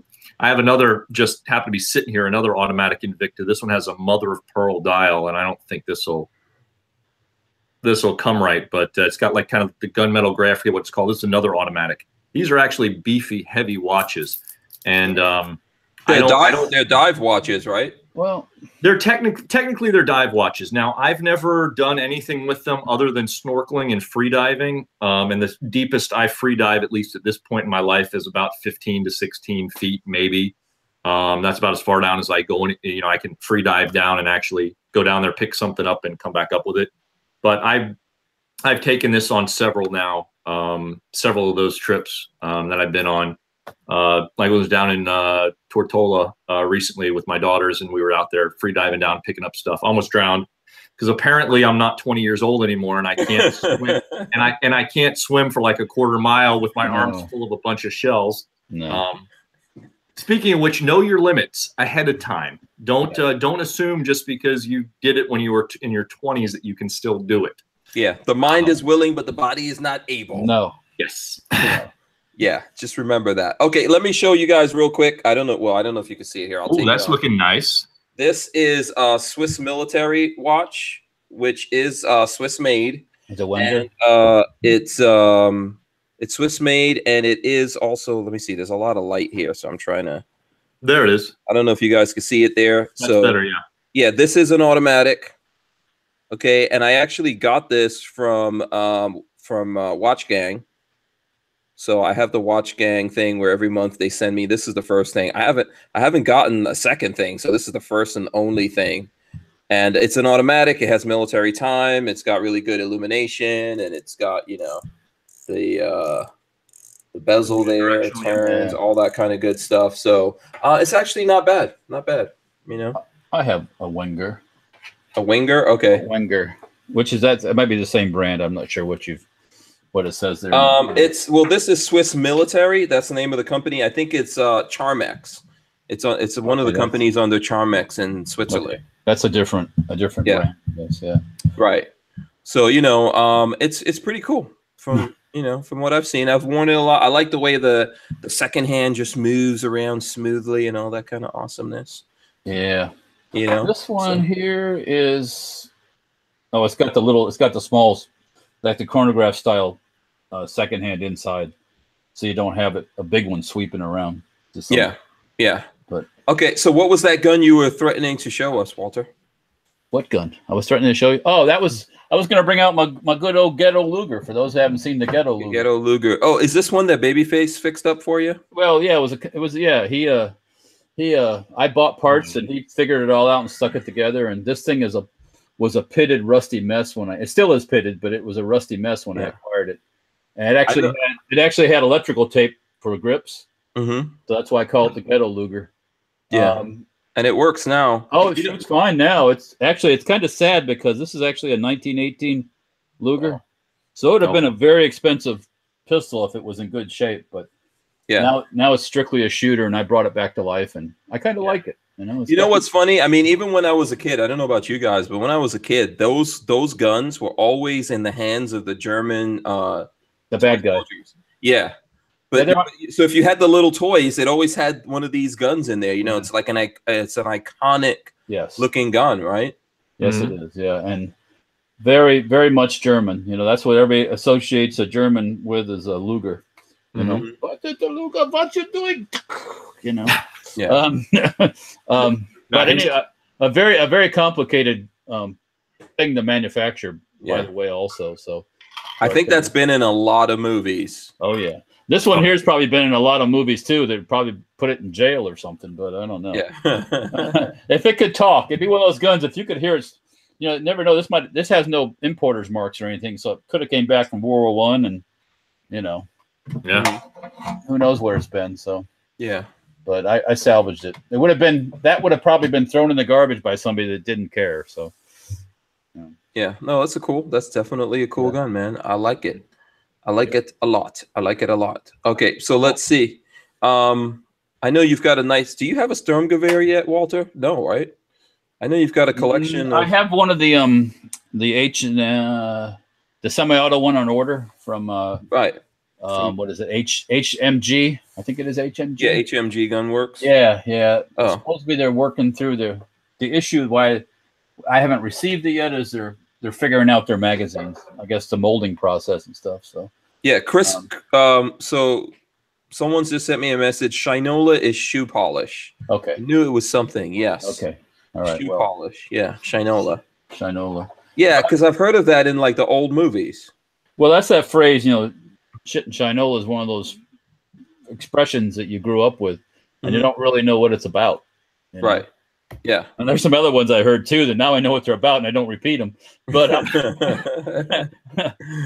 oh yeah, not some of them aren't too racially friendly and things like that. But yeah, I've gotten in my share of trouble. Yeah, well, you know, and as a kid you don't realize these things when people are saying these things and adults are hey blah blah blah blah blah, and you just repeat it like a little like a parrot, you know. Yeah, you grow up and you go, oh, that's what that means. Yes. I guess I might not want to say that. Yeah. I could tell you my own stories. For example, Goldfinger, the James Bond movie? Yeah. So when that movie came out, I love that movie. I love Goldfinger. It was an awesome movie to me, right? And what was the main character? One of the main characters in there? Pussy Galore. Yeah. So I didn't know. That didn't click for me for years, actually. So yeah, so it didn't click for me either. And I remember when I was a kid, I think we came to America on vacation, and I watched that movie while I was here. And then I went back to Nigeria, and I was playing with my mom worked for these people. They had a nursery school, and she worked with them. She helped them run the school and everything. And they had a daughter, and we were all playing, like pretending, you know, doing the James Bond thing. So I was telling their daughter, "You be Pussy Galore." And my mother told me, "Don't you ever say that." I was like, "What's wrong with Pussy Galore?" And she was like, "I'm telling you, if you keep talking." And I was like, "I do not understand why I can't say Pussy Galore." I just kept saying, my mother beat my ass so mercilessly. And I was still asking, like, why is it a crime to say Pussy Galore? And then, like, years later, I was looking at that movie and I was like, holy crap. That's it. Yeah, because I was like, what is the problem? Why can't I say this? That is hilarious, because honestly, the first time, you know, I had seen that movie when I was pretty young too. I had no idea. No idea. I didn't get into a situation like you did, but I had no idea that that's you know, the risqueness of that name. Yeah, you know, if that's even a word, risqueness. Yeah, that just totally ruined the whole thing for me. You know, just getting your ass whooped because of that. And you know, that was probably the worst James Bond name, right? No, wait, there was another one. There was Octopussy. Yeah. There was Octopussy. Yeah. Yeah. Do you do your show 7 to 9 Eastern time, obviously, on Fridays as well? Yes. All right. So I've been doing a live stream on IG, and somebody just asked in the comments if I was still doing it again this Friday. I am going to have to, well, no, normally I start at 8 Central, which is 9 your time anyway. Yeah. Yeah. So they're not overlapping. All right. So we're good. No, it's all good. I mean, you know, if you're doing it, let us know. We'll plug you while we're on. We control it. Yeah. Yeah. Well, maybe. And I'm wondering if I should do just the IG stream or if I should do something on YouTube here. What do you think? Have you tried the IG streams? Because mine are very hit and miss. I can have a couple hundred people on, or I can have like 5 people. There's nowhere in between. I think I agree with you on that. Unless you're like a super mega huge Instagrammer, I think there's just time. So with Instagram, you probably have to find out what's the good times. And then what's the good times for the gun guys and stuff like that. YouTube is going to be more, it's going to have something to do with your audience size, how many subscribers you have. It does send out some kind of alerts, especially if they've clicked that, that alert bell. So, you know, that may work better. I know that we've been building an audience here because we've been doing this for some time. You know, not everyone that's subscribed to me obviously comes in and watches the show, but there are folks who really enjoy it. And I think we're kind of like at a good time because a lot of people around the country are coming home and they're chillaxing. Well, yesterday I watched you guys on the drive home. God knows what that's going to do to my data plan, because I only get like 12 gigs of 4G data that drops down. But I watched a good part of it yesterday while I was driving. I think that's still legal here in Indiana. I don't know. I was mostly listening to it, not watching it. But, yeah, you know. There you go. Clean it up. Clean it up, Joe. Yeah, yeah. Listening, not watching. Listening with my ears. Yeah, Walter, are you looking at some news? I sense you're looking at the Fox News. No, I was just looking at the chat a little bit. That's all. Oh, okay. What's going on in the chat? No, just nothing dramatic. Just they were talking about Pussy Galore and Shinola and a little bit of this and a little bit of that. So so and I answered some questions about the Hill and Mac Gunworks STG. Yeah, I would love to see that. We've been waiting for that for a long time. I'm gonna run 1,000 rounds through it when I get it. I got to shoot it. So yeah, Rockstar 6111 says, "What do I think of the South Africans forcing white people off their farms?" Oh God, that's bad. I thought people in South Africa had worked through their shit and gotten over it. Apparently not. No, but seriously, they had a whole thing, right? They had a whole thing where everyone forgave everyone. No. You don't understand how it works. There's the socialists get into power, and then it's time for paybacks. Yeah, so let's pay back against the white guy and take all their farmers who produce something, and now you're going to hand it back to. You're going to turn it into starts with an S and ends with a hole, just like a lot of the other. Anyways, we'll go on. I don't piss anybody. Yeah. Honestly, South Africa is one of the few countries in Africa that's relatively productive, and they have industrial stuff and they make things and they have cities up until this point right now, little by little it'll turn into Kenya and it'll turn into where it kind of just goes away. Yeah, Joe's showing off his "Don't Tread on Me." He also has it tattooed on him. I saw that. I got. Well, join or die. We got a "Don't Tread on Me" over here. I got a lot. What's this? What's that one? Molon Lave. It's a Greek Spartan. How do we get the lighting in here? Molon Lave. Okay. Does Indiana have open carry? Yes. So Indiana has a license to carry a handgun, which doesn't specify open or concealed. But if you go out in the street and protest with your Mosin, will you end up in the jail? You do not need a light. So in Indiana, you do not need a license to carry a rifle or a shotgun, be it open or concealed. So you could technically not have a license to carry a handgun. You could just throw a rifle over your shoulder and walk pretty much wherever you want to go, and it's completely legal. Okay. Cool.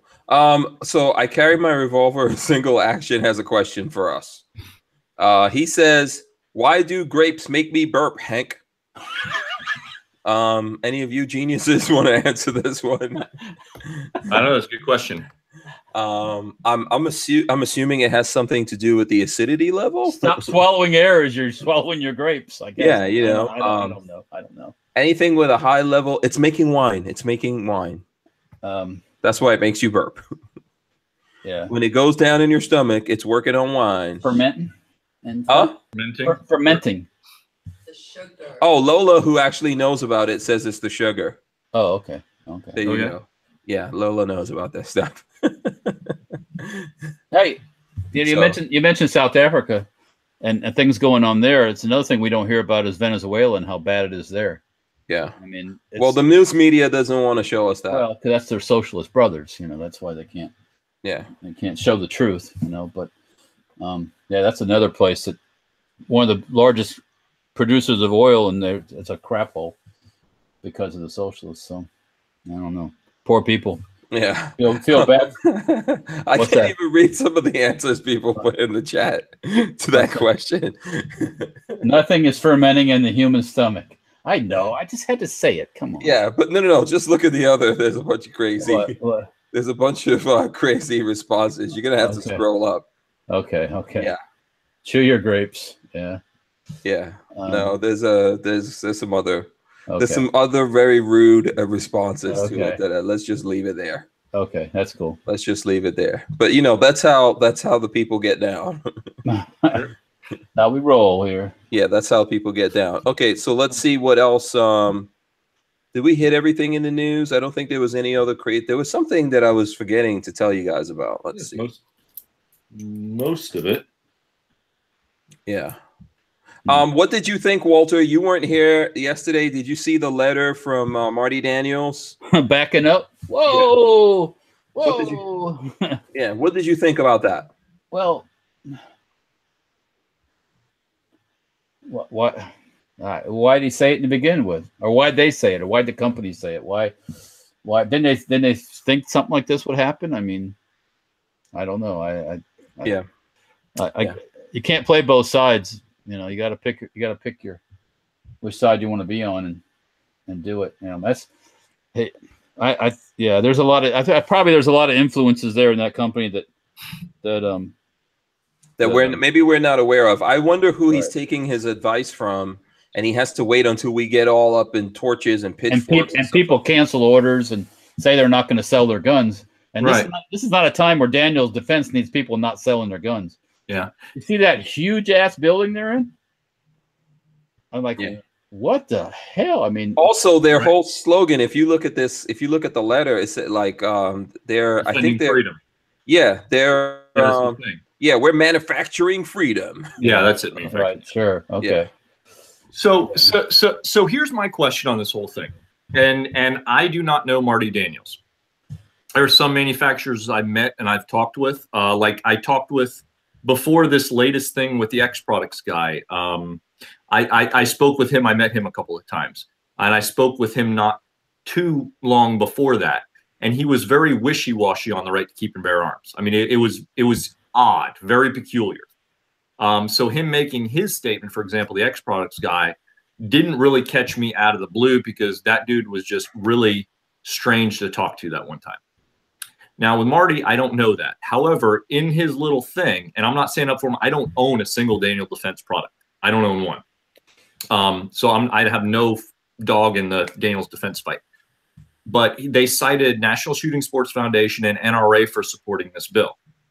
So the question is a guy like Marty Daniels, does he actually so involved in the day-to-day running that he is just taking the advice of the contacts he has with National Shooting Sports Foundation and NRA at face value, or did he spend any time looking into this bill? Because NSSF and NRA, especially NRA, have been pushing this damn fixed NICS bill, obviously we all know it, like hell. So the question there would be, did he just go based on what they say, or did he know what was actually in the bill? I don't know. I don't know him enough to know that for sure. How busy he actually is versus how busy he says he is, I don't know. It could have been one of these things where it's like, oh, well, the NSSF and the NRA are telling me it's good. It must be good. It could be. I don't know. And like I said, I don't have a dog in the hunt, so I'm not trying to defend him. I'm just trying to look at both sides of it just because I know the wool the NRA is pulling over everybody's eyes. I thought that Marty Daniels, kind of like a lot of people do when their business gets to a certain point, they step back and go into the creative mode and don't do the daily running of the business. Right. I thought I heard something about that recently, so maybe that's part of it. I know he started with basically nothing, and and borrowed some money from a family member, and and was at the right place at the right time and got things done, and right that's where he's at. But I'm a member of the NSSF too, because to get a good SHOT Show table, you need to be. So I actually just got my letter in the mail to renew my NSSF membership not that long ago, just like within the past month, and I was gonna send it in, but do I really want to re-up my NSSF membership right now with them fully supporting this and being full FUD for lack of a better term on this whole fixed NICS position and some of the other shenanigans that's going on? I don't know. So I think a lot of these companies are out of touch. Not just the NRA. I think the NSSF is out of touch. I've tried to talk to them about it. By the way, we've tried to. Let me tell you guys a funny story. So I do have a gun from Daniel Defense. By the way, you have an expensive gun. Yeah, I got a pretty high end Daniel Defense gun, and they didn't. I bought it on my own and all that kind of stuff. Did some horse trading and whatever for it. So anyway, I have that, and I've always heard of Daniel Defense and all that kind of stuff. I did meet them. I think I met someone from there, one of their marketing guys, actually the vice president, I think, of marketing at that event that we did with Maj Touré in Atlanta, right? And we asked them to come on the show before all of this stuff came up last week. We asked them to come on the show, and they told us that they didn't want to come on the show because they were avoiding political conversations at this time. That's what they said. That's before all of this happened. So then you see that he put out this message, and it really does bring up the question, like, if that was their policy, or maybe that was just an excuse they were giving to us. They didn't want to come on here and talk about stuff with us. And then I know someone was saying, hey, I think it was Tyven was asking me how come we don't get them to come on? They don't want to come on and talk about these kind of things. That's what they're saying. And then he came out and put out that statement. Maybe this is really what he believes. There are FUDs out there that really believe this, and maybe he believes that, and he's in that FUD category. But when it came down to dollars and cents, and they realized that it was destructive to business, they were like, hey, let's just back the hell off right now. And maybe that was the best advice that anyone could give them, like totally retract and pull back from that at this time, because you're in danger of never having a company ever again. Yeah. I would say they're unlike other, and again, I don't have a hunt in the fight. I don't know him, so I have no idea where he's coming from. But if you're going to make a retraction and an apology, I think he did a solid retraction and apology. Again, sure. I'm not trying to defend him. I'm just saying that the retraction and apology was solid. Yeah, I totally agree with you on that. If you're going to do it, you back all the way the hell out. Mm-hmm. I think that's the way that you go about it. And he backed all the way out. I think that he realized overwhelmingly you know, in 48 hours, like, oh, there's something some part of this I haven't seen. Go ahead. Somebody's paying attention. Yeah. Yeah, and I think that, you know, that's pretty much what happened there. Someone is saying, I guess the owner of Geisley, I see someone said that I don't know what the owner of Geisley said. I probably missed that. I don't know if either one of you guys have seen that. I saw a snippet. Basically, Bill Geisley, and somebody in the comments can put exactly. Basically, Bill Geisley came out and did the opposite of what Daniel's defense did out of the gate. So. And there are other great companies out there that are coming out staunchly in favor of freedom, such as Griffin Armament, for example. Griffin Armament's come out hard out of the gate. Palmetto State has. Yeah. You know, so there are a lot of great companies, and those are the companies we need to support. You know, and those are the companies I'm looking to the future to continue the parts and the builds and the firearms that I get. You know, I have no urge to look into anything Daniel's defense at any time in the near future at all.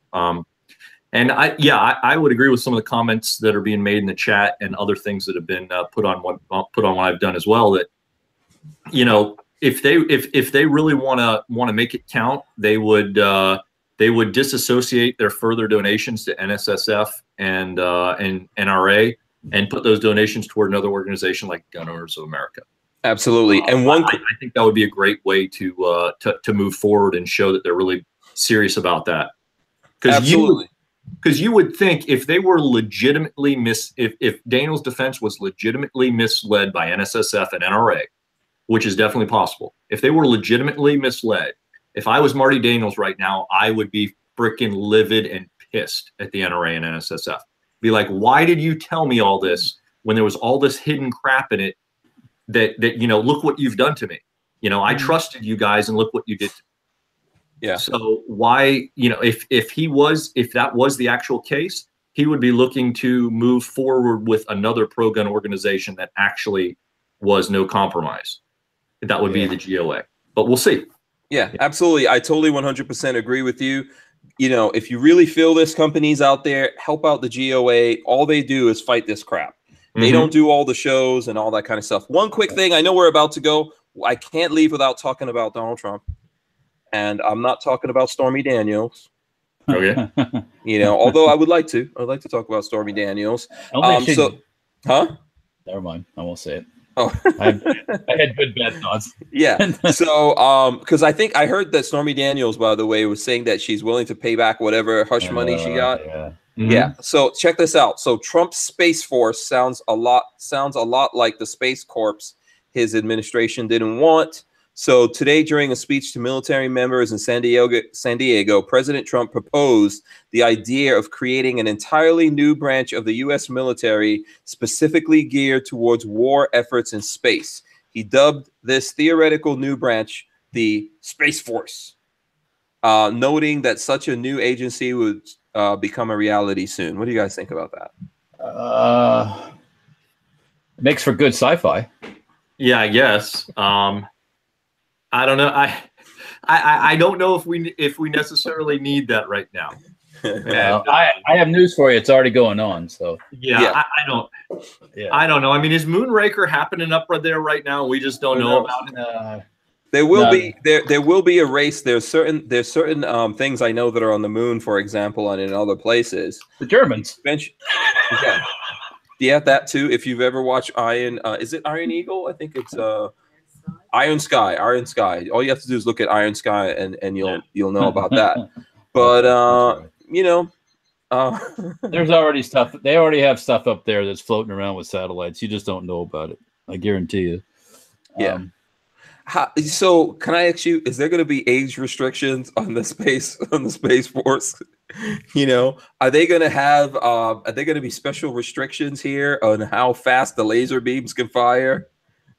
How many shots per minute or second? Yeah, that's what I'm thinking. Yeah, how many blasts of a laser beam can you? How many pew pews can you do in a second? Yeah, exactly. Is there a laser machine gun? I mean, you know, I don't know, man.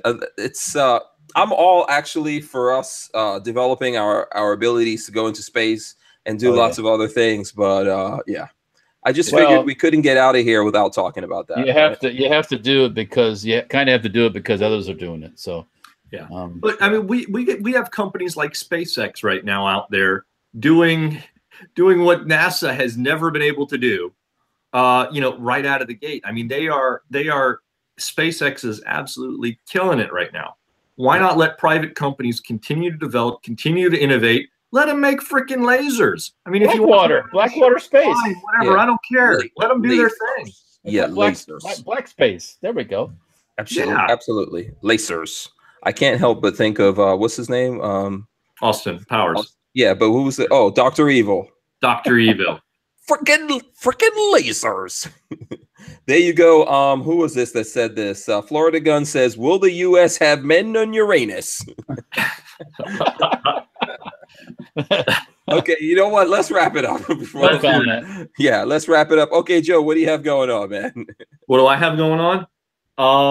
I got a pistol review coming out soon. The SAR 9, that Turkish 9mm handgun that looks a lot like a VP9. It's done great. That review's coming out soon. I got a Bushnell Engage video, 4-16. That thing's got an MSRP of $399. Hell of a lot of optic for its price point. I'm also doing some pretty cool things right now, and this thing's actually charging right now. I don't take it off charge, but some really cool things from Olight.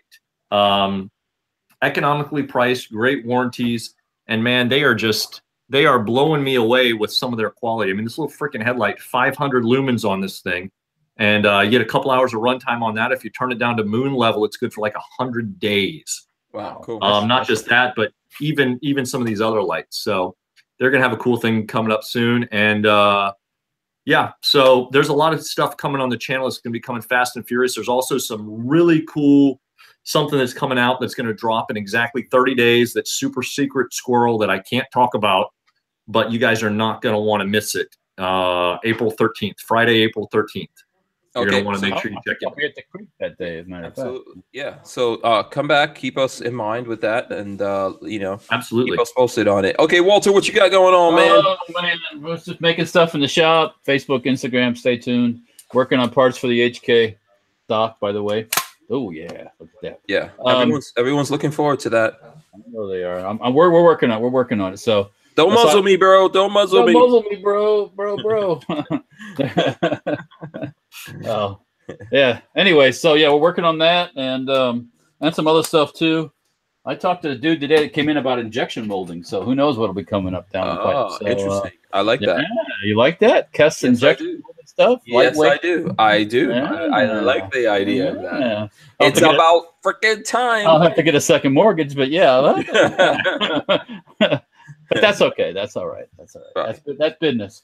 So anyway, right. Yeah. Very cool. Okay, so I'm going to thank everyone that's in the chat for joining us, everyone that gave us those thumbs ups. We really appreciate it. Thank you to all the people that are supporting us on Patreon. Our Patreon's growing every day, and we're thankful for that. Our Patreon is Patreon/Hank Strange. Shout out to the people that sponsor the channel. There you go, right there. See a new sponsor, ATI Outdoors, as well as Safety Harbor Firearms and Andrews Custom Leather, and of course, Big Daddy Guns. Thanks to these guys for sponsoring us. Don't forget about the Big Daddy Guns Unlimited thing that's going on.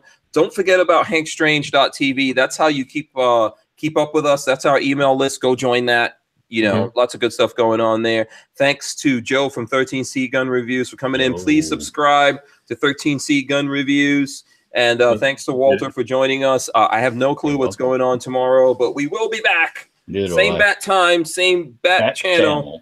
We're out of here. All right. Have a great night, everybody. Thank